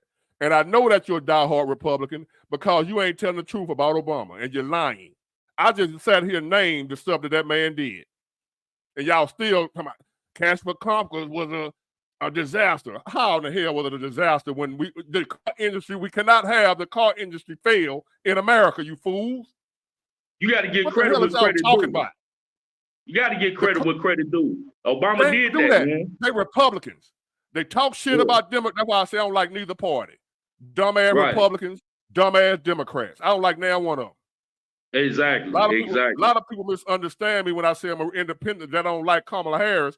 They think I like the Republican Party. Republican Party suck too, and the diehard Republicans are idiots too.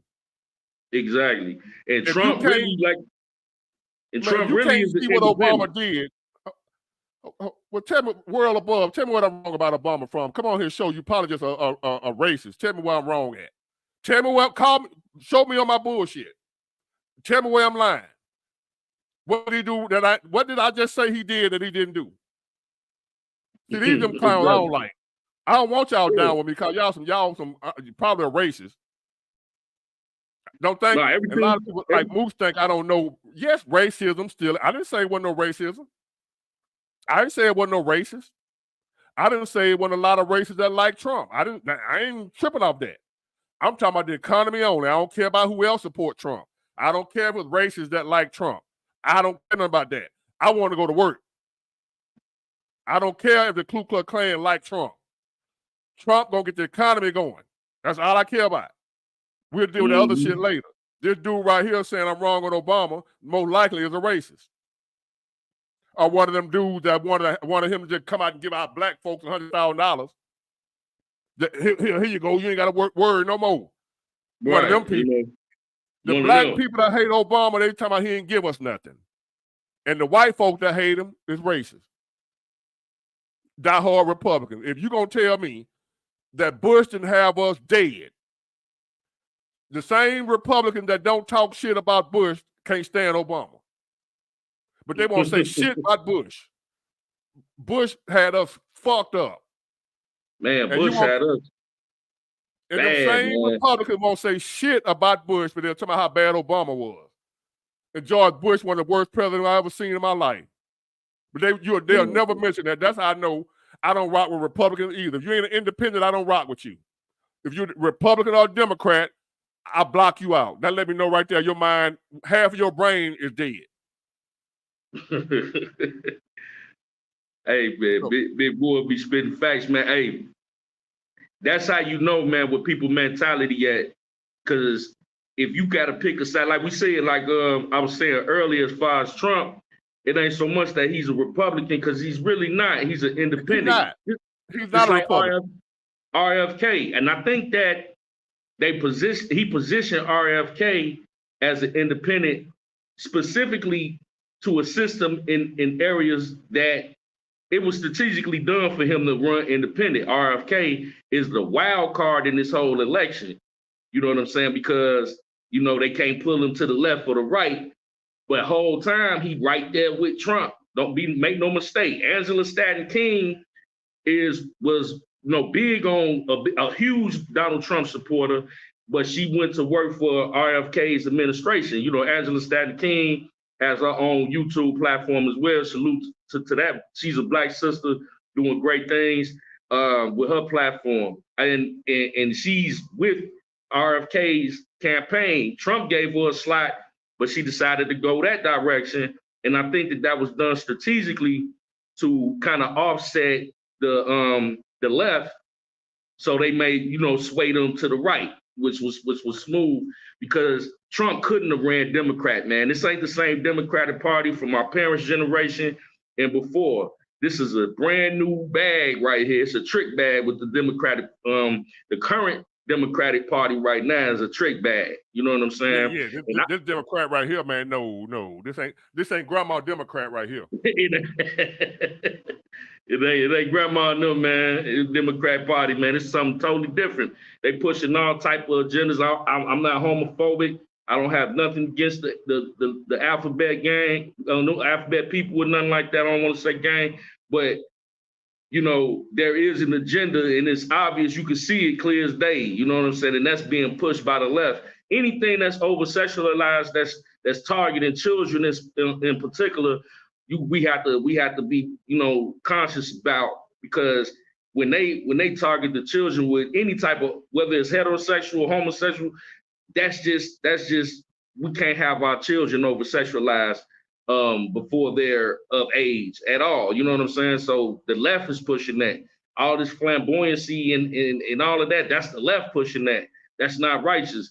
And like I heard you say on your platform several times, a lot of these people claim to be Christians. How can you be a Christian and you're vouching for this type of behavior when it's in direct you know what I'm saying, abomination to the word of God in the Bible. You know what I'm saying? If you say that that's your book, but you are okay with the Democratic Party, you say you're a Democrat, that's a walking contradiction right there. You know what I'm saying? Yeah, pretty much. Man. And I wanna go into something right here, man. I'm not a. And I tell you, I done read the Bible from the front to the back. And when I see stuff going on, I have a memory, a flashback of something I read. Right. Right. Like what's going on with the that's how I know we're living in the last days, I feel. What's going on with the immigrants coming over here getting all this money. While the immigrants coming getting all this money, here we got Americans struggling, but they coming over here giving immigrants $1,000 a month cash, $1,000 a month food stamps, men, it don't even matter. So I want to read this right here. It's from Deuteronomy. I'm not a pastor. Don't play one on TV. I'm not a church dude. I ain't none of that. So y'all know, you follow me for a while, you know who I am and what I'm about. But truth is truth, and I'm looking for the truth. That's all I'm doing.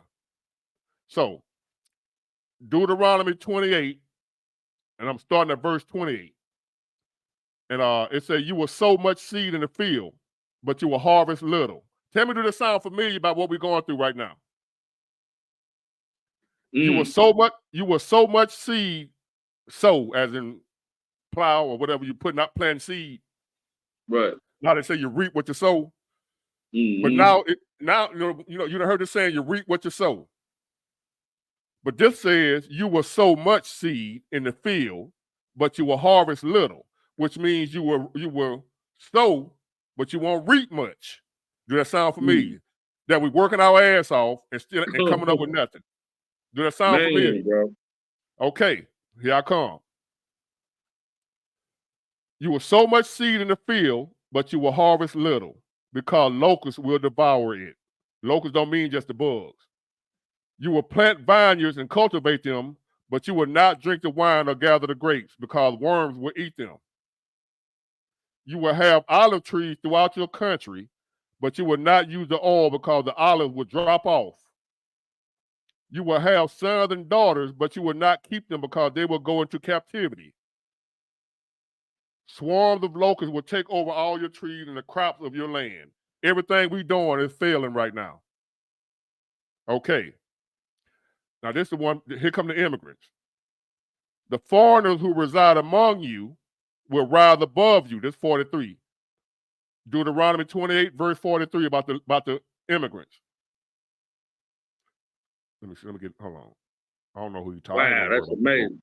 Right there in the book, man. Right. So the foreigners who reside among you will rise above you higher and higher, but you will sink lower and lower. They will lend to you, but you will not lend to them. They will be the head, but you will be the tail. Wow. That's a man. Sound familiar? That's exactly what's going on, man. That's exactly what's going on. Let me keep going. Let me keep going. Explaining what's going on with this. Go ahead, brother. All these curses will come on you. In other words, these are curses. The immigrants coming. We are cursed. America, the great Babylon, is reaping what it sowed. That includes all of us.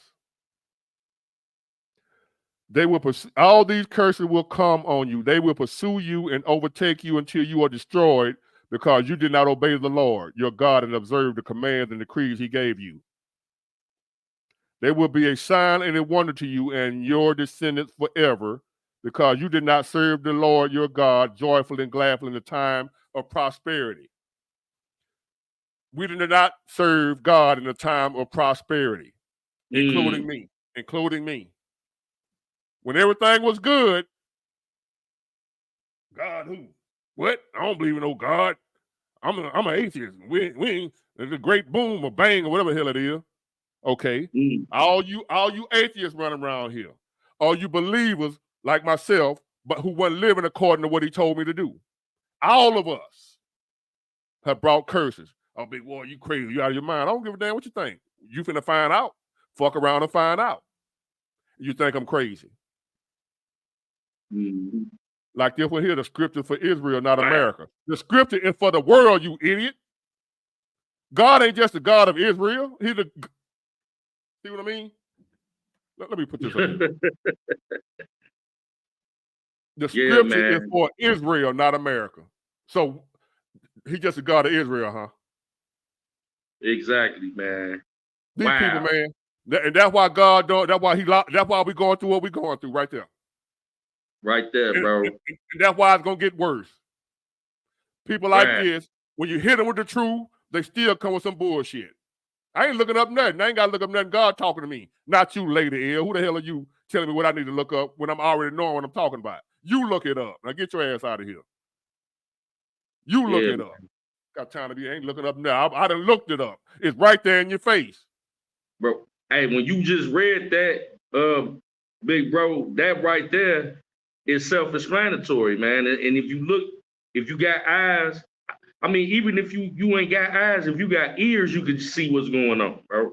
That is the foreigners, is the migrants rising above. We see clips of these people getting thousands of dollars in EBT benefits and cash benefits. When you got veterans, I seen a clip the other day where a veteran was only getting $23 a month in EBT. He served in wars. But you got migrants that come over here illegally. If we do some shit illegal, they gonna send our black ass to jail. But you got these people coming over here illegally and you're rewarding them. And Hold on a then minute. for you, Hold on a minute. yes, Hold on. Like this right here, and she good people. I appreciate you, boss lady. She said, "Ward reading God's Bible and cursing. Noah was a drunk. Nobody that God ever used in the Bible to do great things was great people. exactly.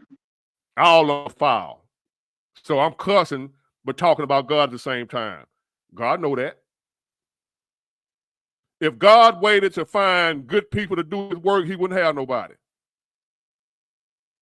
If Had you God been only an used angel, good people, who he gonna use? had you been an angel, I would have sent you an angel. But since you are a human, I sent you a human. Who you can relate to. If God only used the saints, he wouldn't have nobody.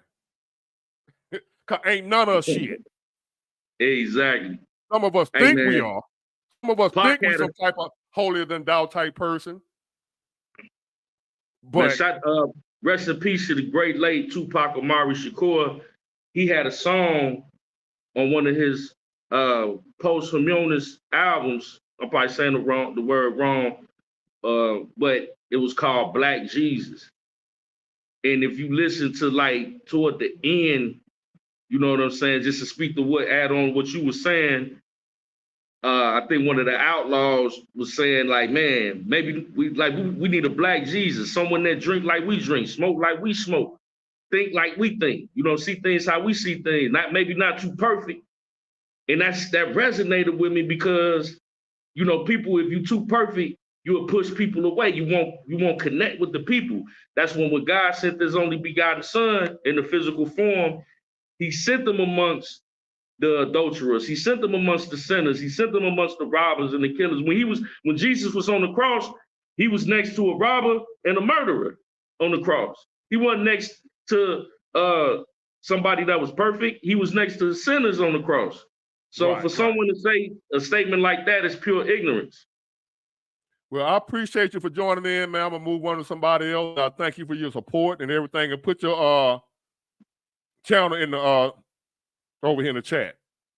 Okay, appreciate it. Hey, when we get the channel, and one more thing, I'm gonna get on out the way, and I appreciate everybody, especially you, Big Wolf, for having me on the platform. Hey, when we get the channel, me and my sister, man, would you be opposed to coming through and kicking it with us? No problem.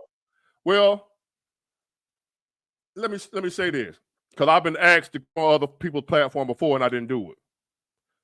because they were just getting started. They had no subscribers, nothing. Once I see you put in, and I'm gonna tell you what I told him. Once I see you putting in work on your own, then I come join you. Fair enough. Fair enough. I can't. I'm not gonna get on somebody thing who got 5 subscribers, make a video once a week, and I come on. You know what I mean? Like, Right. I feel that. I had to grind. So if I see your grind, I rock with you. If I see you grinding like I grind, or you ain't got to grind like I grind, but I just see you for real. Right. Because a lot of people come on here and quit. The trolls come at them. The people with the hating and all that. I can't take it. I done helped people get their channel started and got them to rolling, and they quit cause of the trolls and the haters. They quit. Yeah, I might cuss them out. I'll cuss them out or whatever. They ain't quitting. Hey man, I'm from Chicago. I'm used to the trolls and haters. You know what I'm saying? Right. Just doing something and being somewhat successful for it. But I ain't gonna hold you up, bro. Once we get it busting, then I'm gonna come back and see if we can get you on. I appreciate you. No problem. I appreciate it. Yes, sir. All right, call me Shape, you next, but hold on a minute. Hold on. Now, therefore, in hunger and thirst, in nakedness and dire poverty, because y'all didn't acknowledge me when you was balling. You didn't acknowledge me when everything was going good.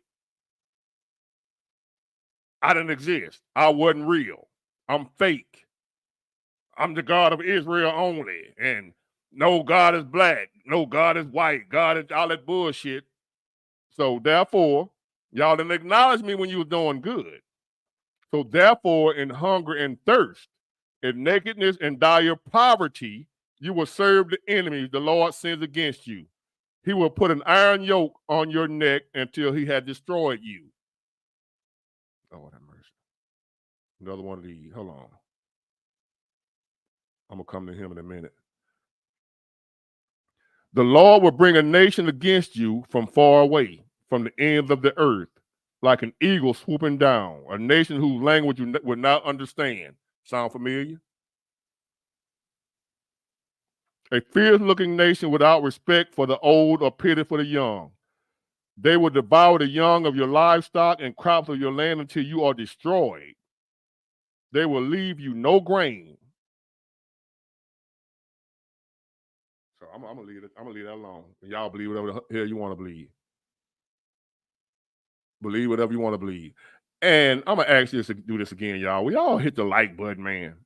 If you're not a hater, some of y'all forget to do it or don't know the importance of it. The little thumbs up button, please tap that if you in here listening. Tap the thumbs up button. Appreciate it. Now here go another one of them. Obama did nothing for black people. I'm so sick of these folks.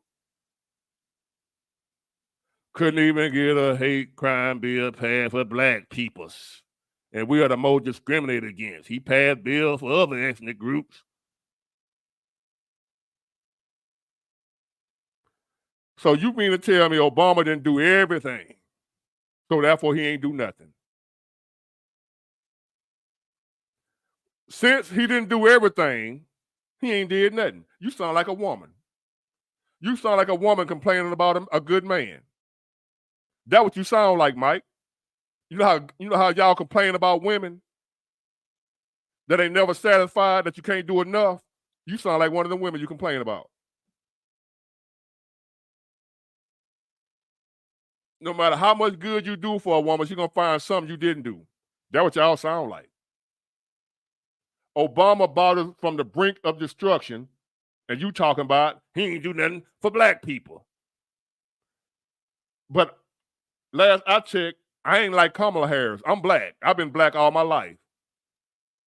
And when Obama came in office, I was fucked. And when he left office, I was doing good again. Obama all right with me. I don't care what y'all think. Y'all could take that to the grave with all that reparation and he ain't doing it for black people. I ain't stud. As we say in the country, I ain't studying y'all. Oh, Lord. You know what I'm about to start doing? Because I'm allergic to ignorance. Ignorance make me itch. I break out in a rash when I'm around ignorant ass people. So you Obama with this bullshit, talking bullshit. I'm finna get y'all up out of here. Keep that bullshit to yourself because I'm allergic to ignorance. Just like you Kamala Harris supporters, you Obama haters make me sick. Y'all just as bad as the Kamala Harris supporters.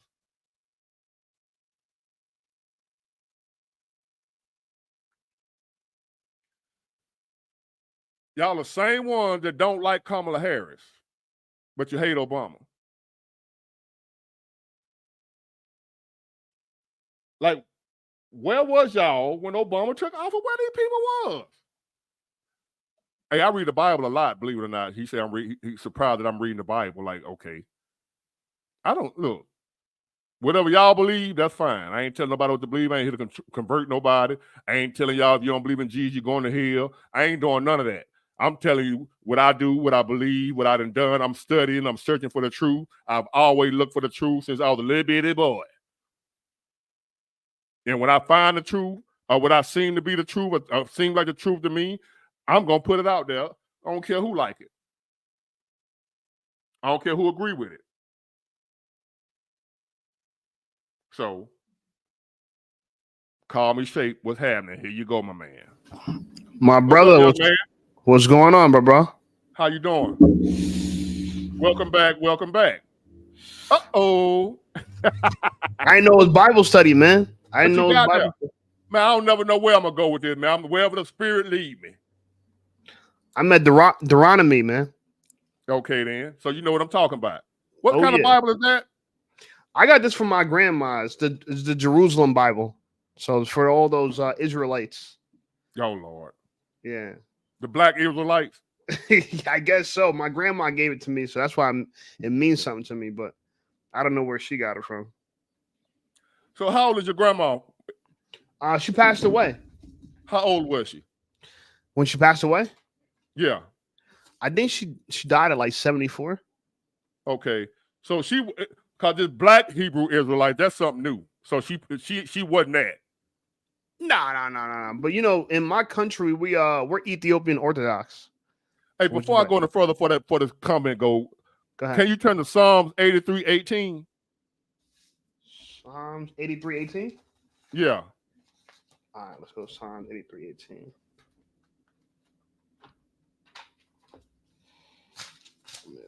83? Right, 83:18. Yeah, I got it. What does it say? I don't know. Ms. Osmond asked me to tell you to read it. So I have no clue. I don't know right off the top of my head what it means, but I probably haven't read it before. It says, my God, bowl them along like tumbleweed, like chaff at the mercy of the wind.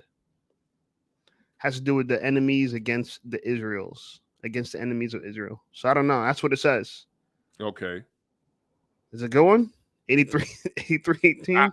That's all she said, 83 and 18. I don't know if she wanted you to go more, but it's saying pretty much that's not it. She said that ain't it. Must be the wrong verse. I got it right there. I don't know if you can see it. I'm saying that probably be the wrong verse that she asked you to read. She said that's not it. Yeah. She said that's not it. Yeah, she's probably looking for another one. Which Bible? What kind of Bible you got? Which one you got? I got the one that with King James. I got the smartphone. Oh, nah. Actually, I even keep a $2 bill in my Bible. Yeah. Yeah, I got the smartphone. Yeah, I like. You know what? You know what I find strange when it comes to this religion stuff. I don't know what your we're gonna talk about whatever you want to talk about. I don't know if this is what you want to talk about, but if not, we're gonna get to whatever you want to talk about. But okay, let's address this right here. Something I find strange about a lot of religious people who believe that God has a chosen people. That's the weirdest shit to me. Like, where the rest of us come from? If I'm not a chosen people, who made me? Where did I come from? If God is the creator of all things, unless you don't believe that, unless you believe like the devil created something, far as I know, Satan is not a creator.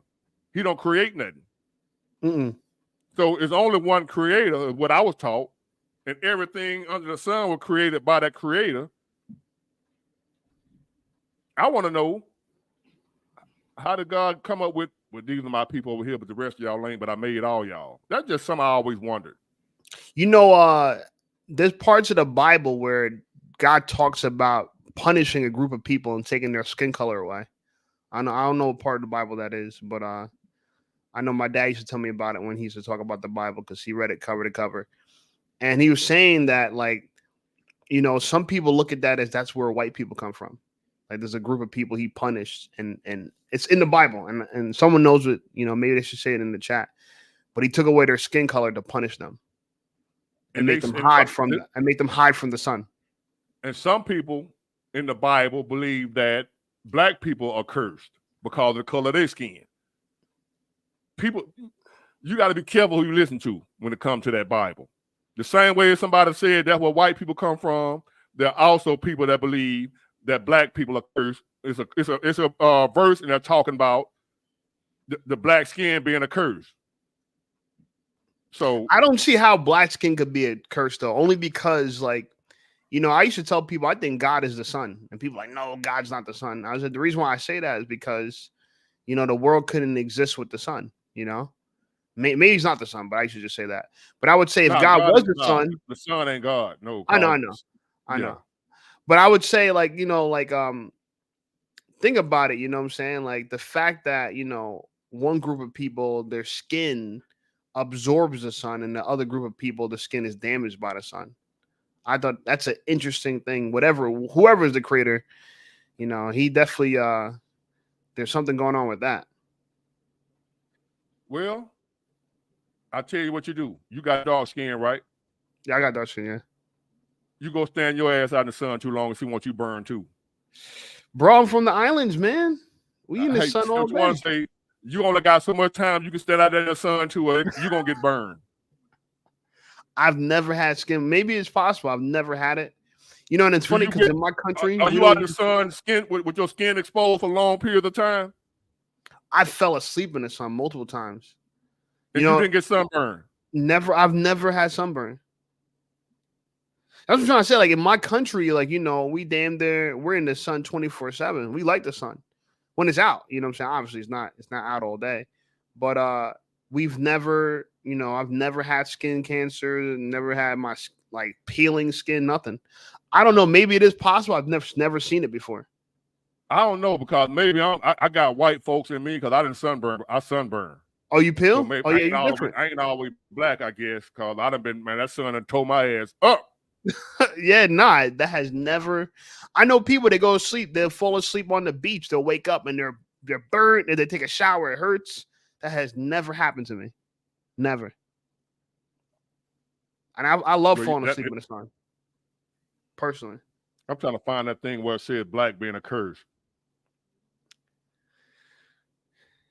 Something to do with ham. I don't know why it protects us. And you know, it's crazy because all life started. I ain't saying that. What I'm saying is how people will take the Bible. Oh yeah, manipulate and use it however they want to use it. Yeah. You gotta be careful. You gotta definitely do your own research. Well, how do you feel about the Bibles being very different, though? You know, a lot of Muslims would say the Bible, there's like a million different versions of it, therefore it can't be trusted. What's your thoughts on that? As a believer, I believe that. It's been tampered with. It's proven. It's not the original Bible. I mean, you can't tell it to a Christian and they ain't trying to change their mind or whatever, but this ain't the original Bible. No. There are things that have been added and things that have been taken away, but there's also a scripture that says don't add or take away, but then they turned around and added and took away. That's known fact. That ain't something I'm making up. There are books that have been added, and there were books that were taken away. And if you look at how they came up with the Bible that we read today, they put books on the table, under the table, to decide which ones would be the ones that are the 66 books that are in the Bible. Now, it was more than that. They left some out. And the way they determined which ones will go in, they put a bunch of books under the table some kind of way. And they said, when we come back in the morning, whatever books are on top of the table, that's the ones God wants in the Bible. They come back the next day, those 66 books was on top of the table. Like God was supposed to put up there. But what I believe what's been told was somebody snuck back in there that night and put the one on top of the table that they wanted in there. That's a true story. And it's weird. So I don't get too, I'm just going off what I read as a child, the Bible that I was given. I'm reading what's in there. And when I read it, some of the stuff in there, I'm like, hold on, this don't sit right with me. Something ain't right with this. My spidey sense starts going off. There's a feminist Bible too. There's a new feminist Bible where they replace man with human. So how I say God made man, God told man to do this. They replace it with human. So yeah, they're still changing the Bible to this day. For the Muslims, the Quran is like this. It's unchanged. I think there's like one version. That's it. So, but some people say it came 400 years later, so it's not it can't be official as Christianity. So I don't know. Who knows? I believe there's one God, though. I don't believe in polytheism. I believe in monotheism.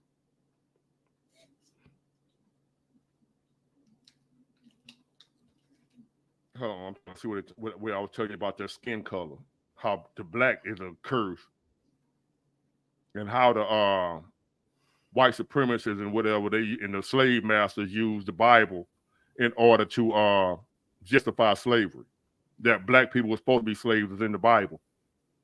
Yeah, there's slaves in the Bible. There's slaves in the Bible. No, I'm saying how black? The American, how black people were supposed to be slaves. No, there was there's been slavery since the beginning of time, but it wasn't based on just skin color. This is explaining how the slave master used the Bible to say that black people were supposed to be slaves. Oh yeah, they made simply because of the color of their skin, that they were cursed. Therefore, they're supposed to be slaves. God commanded you to be a slave, according to what the slave masters on the plantation, the Bible, and the religion and the Christianity that they gave our ancestors on the plantation. This is not the original Christianity that came before slavery. We got a post-slavery Christianity. Yeah, and my issue is the Christianity that we have today is the one we got from the slave master. Most of us don't do no research. We don't go thousands of years back. We just go off the Bible we got, now the King James Version, whatever, and the ones that, did you see what's the name of that movie with Nat Turner? Nat Turner. You ever heard of Nat Turner? Yeah, I know Nat Turner. The slave revolt and what have you. He was a preacher. Nat Turner started out as a preacher on the plantation. And all the slave masters would take him to plantation to preach the Bible to the slave to keep them passive. A lot of people don't know that history. The slave master took Nat Turner, the one that ended up with the slave revolt, the great Nat Turner. Right. People who know who Nat Turner is, you don't go look him up. He was once a pastor, a preacher, that the slave master, his own slave master, would rent him out to other plantations to go preach to their slaves, to make them fall in line according to what God said. Honor your slave master. God said you're supposed to be a slave because you see it's right here in the Bible. That's what Nat Turner used to do before he woke up to the truth and said, oh, hell no, I'm out of here. Oh, he did that. He was being used by the slave master to go from plantation to plantation, preaching the slave master version of Christianity. They had their own version of Christianity. This is not the original Christianity. This is the version that the slave master gave us. That's why I don't follow it. I'm not saying whether Jesus is real or not. What I'm saying is the version we got ain't real. I don't think Jesus told you to turn the other cheek and somebody slapped the shit out you. You don't think so? I don't believe Jesus said that. No, I believe the slave master told him put that in there. So therefore, when they were beating the slave, what Jesus said, turn the other cheek. When he's whooping their your ass? God said, damn. Your God said, even if we whooping your ass, don't fight back. That's what your God said. They put that in there. Jesus ain't said nothing like that. It don't make no sense. because it teaches self-defense. No man has the right to be slave to another man. You're supposed to be slave to not to another man. You know what's popular nowadays is I see the LGBTQ community use the Bible to defend their actions, and I think it's interesting because I see so many people, gay, lesbian, queer, straight, that says like, you know, they believe in God and they worship God and they talk about God a lot. I'm like, oh, we are using God however we like. You know what I'm saying? It's like a shopping cart. We take what we want and leave what we don't. You know what I'm saying? Huh? Burger King. Burger King Yeah. Christianity. Yeah. It's interesting, you know, even though we have stories like Sodom and Gomorrah. And listen, I tell people all the time, like, because I know a lot of people, they want to be married. And I tell people, why do you want to be married? And they'll say, you know, because they want to like show that their relationship is serious. And I say, you know, marriage is a religious thing, you know. So if you're not religious, why get married? Even if you're not, whether you're straight or gay, whatever it is. And that's how much we have took the Bible and just like extrapolated it to whatever we want it to mean, you know. It can mean love, it can mean this, it can mean that. Yeah, it doesn't happen with any other religion though. Now you got gay pastors with the first husband. Yeah, they married to men. Pastors in your church married to men, and instead of having a first lady, they got a first husband. So, hey, y'all do with it as you please. I was done with church when the pastor wanted me to sleep with him. I was done then. Bro, you're a big black man. A pastor wanted to sleep with you, bro. That sounds so wild to me, yo.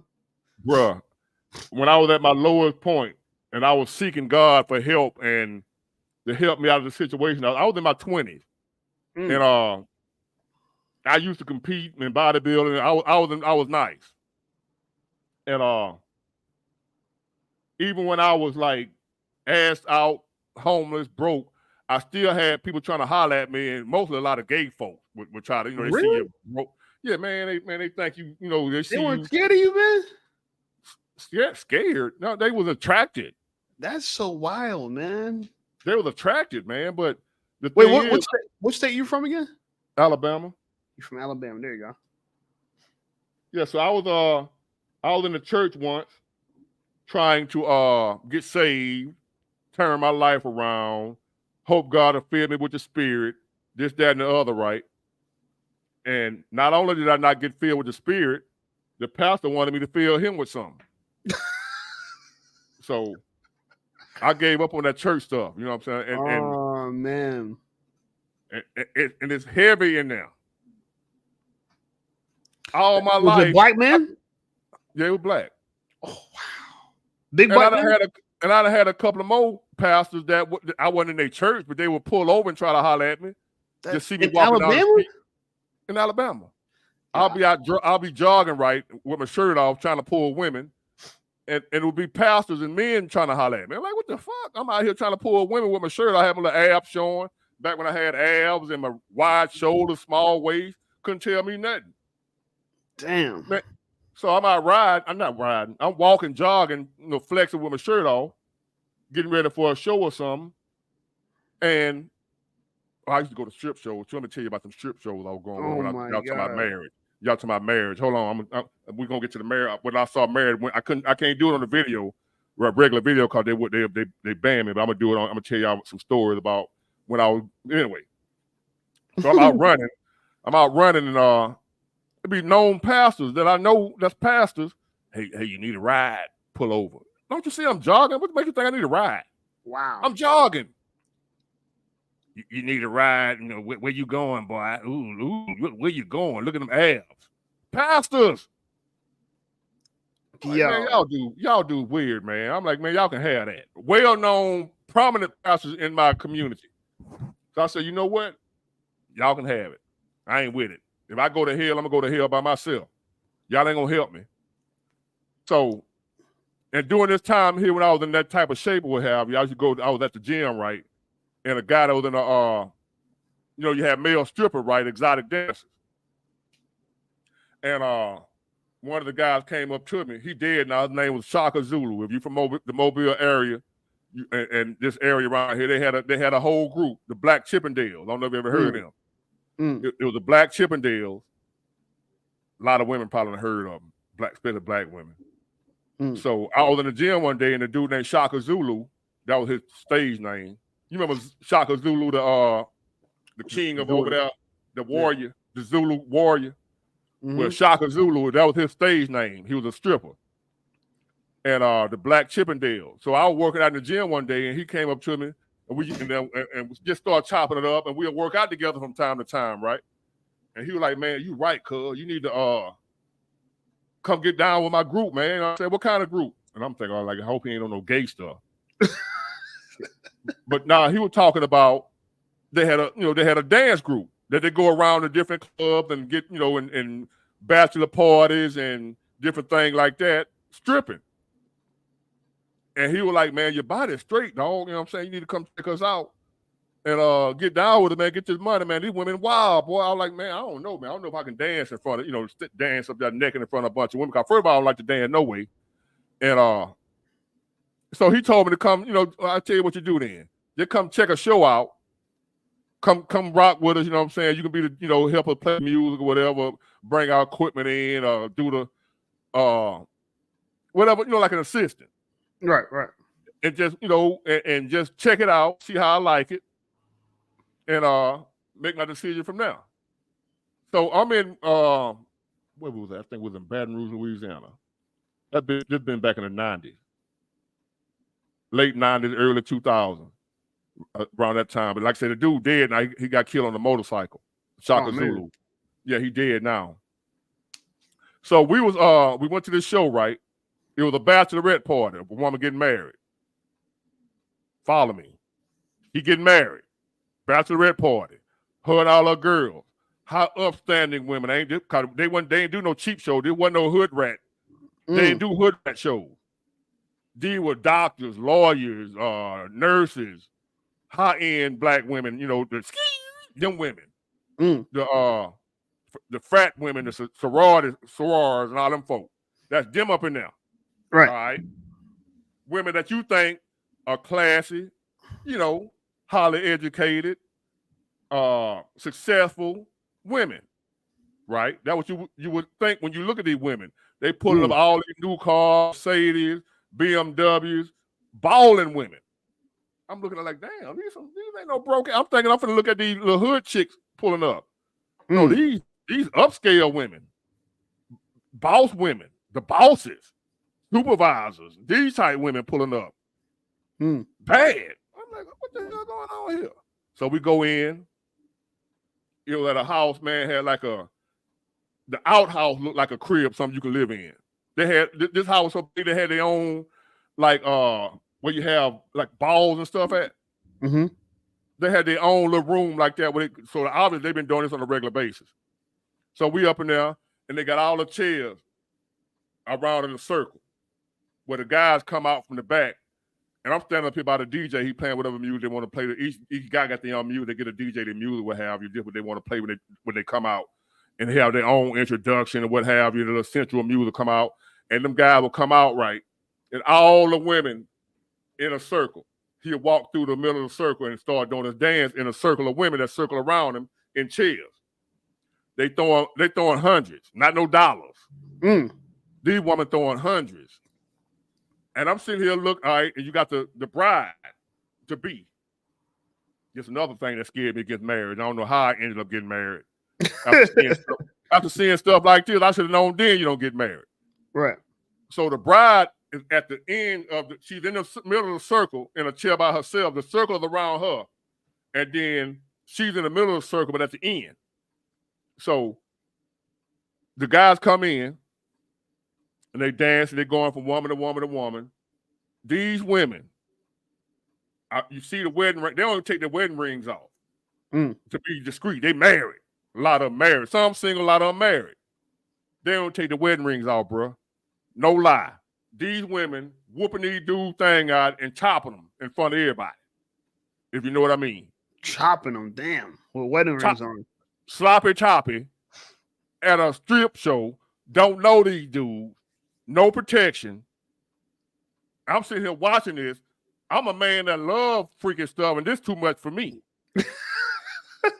That was too much for me. He go around the circle. Shaka Zulu was the leader. He was the main one everybody loved. Cause he was down to his knees, if you know what I mean. So Shaka Zulu was the main attraction, like the headliner. Yeah. His name was Shaka Zulu. He was the leader, the headliner, what have you.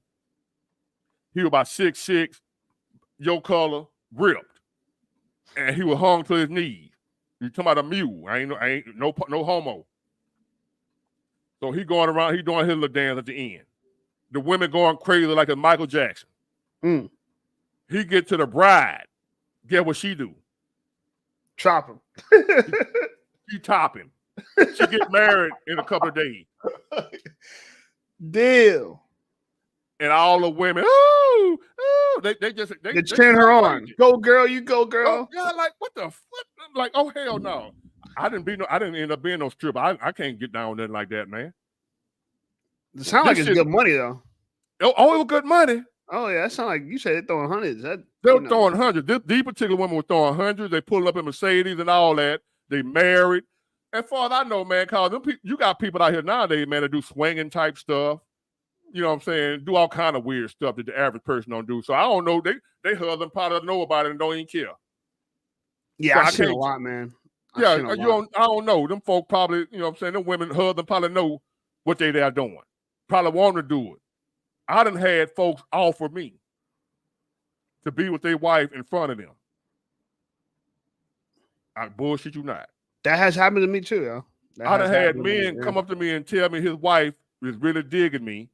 How much would it cost? How much would I charge him for to do his wife in front of him? He want to watch. I was like, man, if you don't get your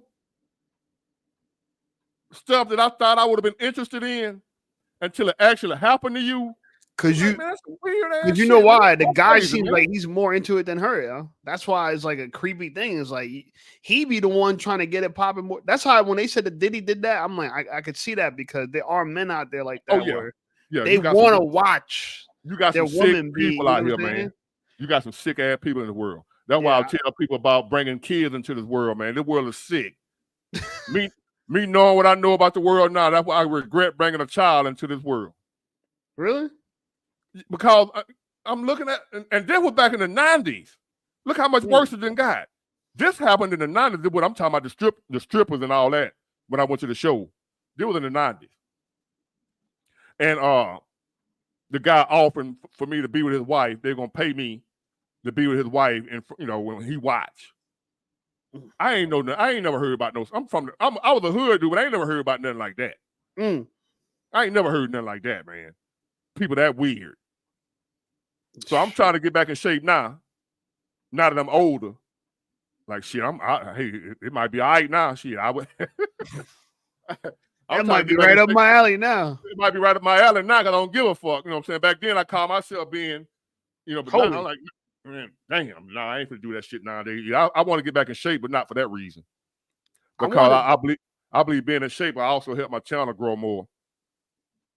No, absolutely. I wanted to bring up the fact that I think, I don't know if you feel this way, but Kamala might win, man.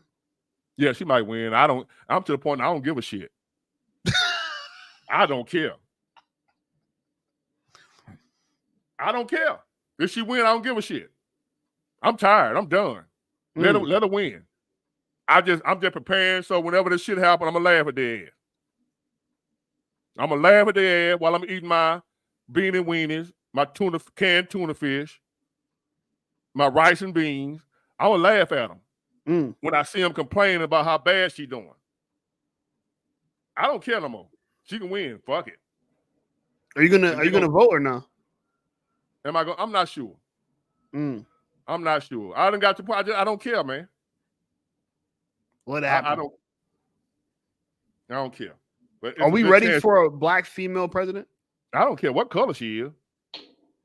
I don't care. I would be ready for one if she was if she was a smart, about business, got some great ideas. Yeah, I'm ready for it. I wouldn't give a damn if she was a midget if she got good ideas. I don't understand why people ain't looking at the fact, man, she don't know what the hell she talking about. So I said, I don't care no more. I don't argue with them folks on Facebook no more. I catch myself about to comment. I said, I ain't doing this no more. I'm through. Fuck it. Well, she stole some of Trump's policies, man, and she came out with you see her policy list? Bullshit.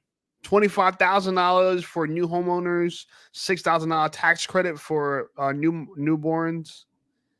That's a bunch of bullshit she ain't gonna be able to do. She know that. It just so she don't care. She don't care how stupid it is. Ain't nobody gonna even question the fact you can't do that. That's not gonna make it. But it don't matter. I know it ain't gonna make it, but that ain't gonna stop me from telling you the shit. I'm gonna give everybody $100,000 to buy a house. Oh yeah, you heard what she said she gonna do, and then guess what happened? Get in there, and it don't happen. Well, them damn Republicans, they blocked it. Can't get passed in Congress. Couldn't get past the House and the Senate, but I tried, y'all. I tried. I wanted to give y'all hundreds of thousands of dollars. They wouldn't let me. She already know ahead of time they gonna let her. She already know it. I have a feeling she's gonna put reparations. When it comes down to the thick of it, she's gonna put reparations on her ticket too. I wouldn't be surprised, and still ain't gonna do that, and ain't gonna do that either. You don't think she's gonna do none of it? And they talking about the government buying homes and cap the price off at $150,000, I think. It don't matter if the economy fucked up, folks still ain't gonna be buying them. If a house $50,000, still can't afford it. What the hell, man? I don't even care no more, man. I don't care. As a matter of fact, it's 10 o'clock p.m. Central Time. I ain't going 3 hours a night. I'm gonna get the hell up out of here and relax. So I appreciate you for joining me. I appreciate all y'all for being here. If the Lord willing, the creek don't rise, I'll see y'all Wednesday evening. Wednesday night time, depending on how the work schedule go. Put your channel in the you know what I'm talking about. Yeah. Your channel. Call me Shape. Check me out, people. Call me Shape on YouTube. You can just Google Call Me Shape. And I'm here, man. I'm here to support. I appreciate it. Yeah, Call Me Shape.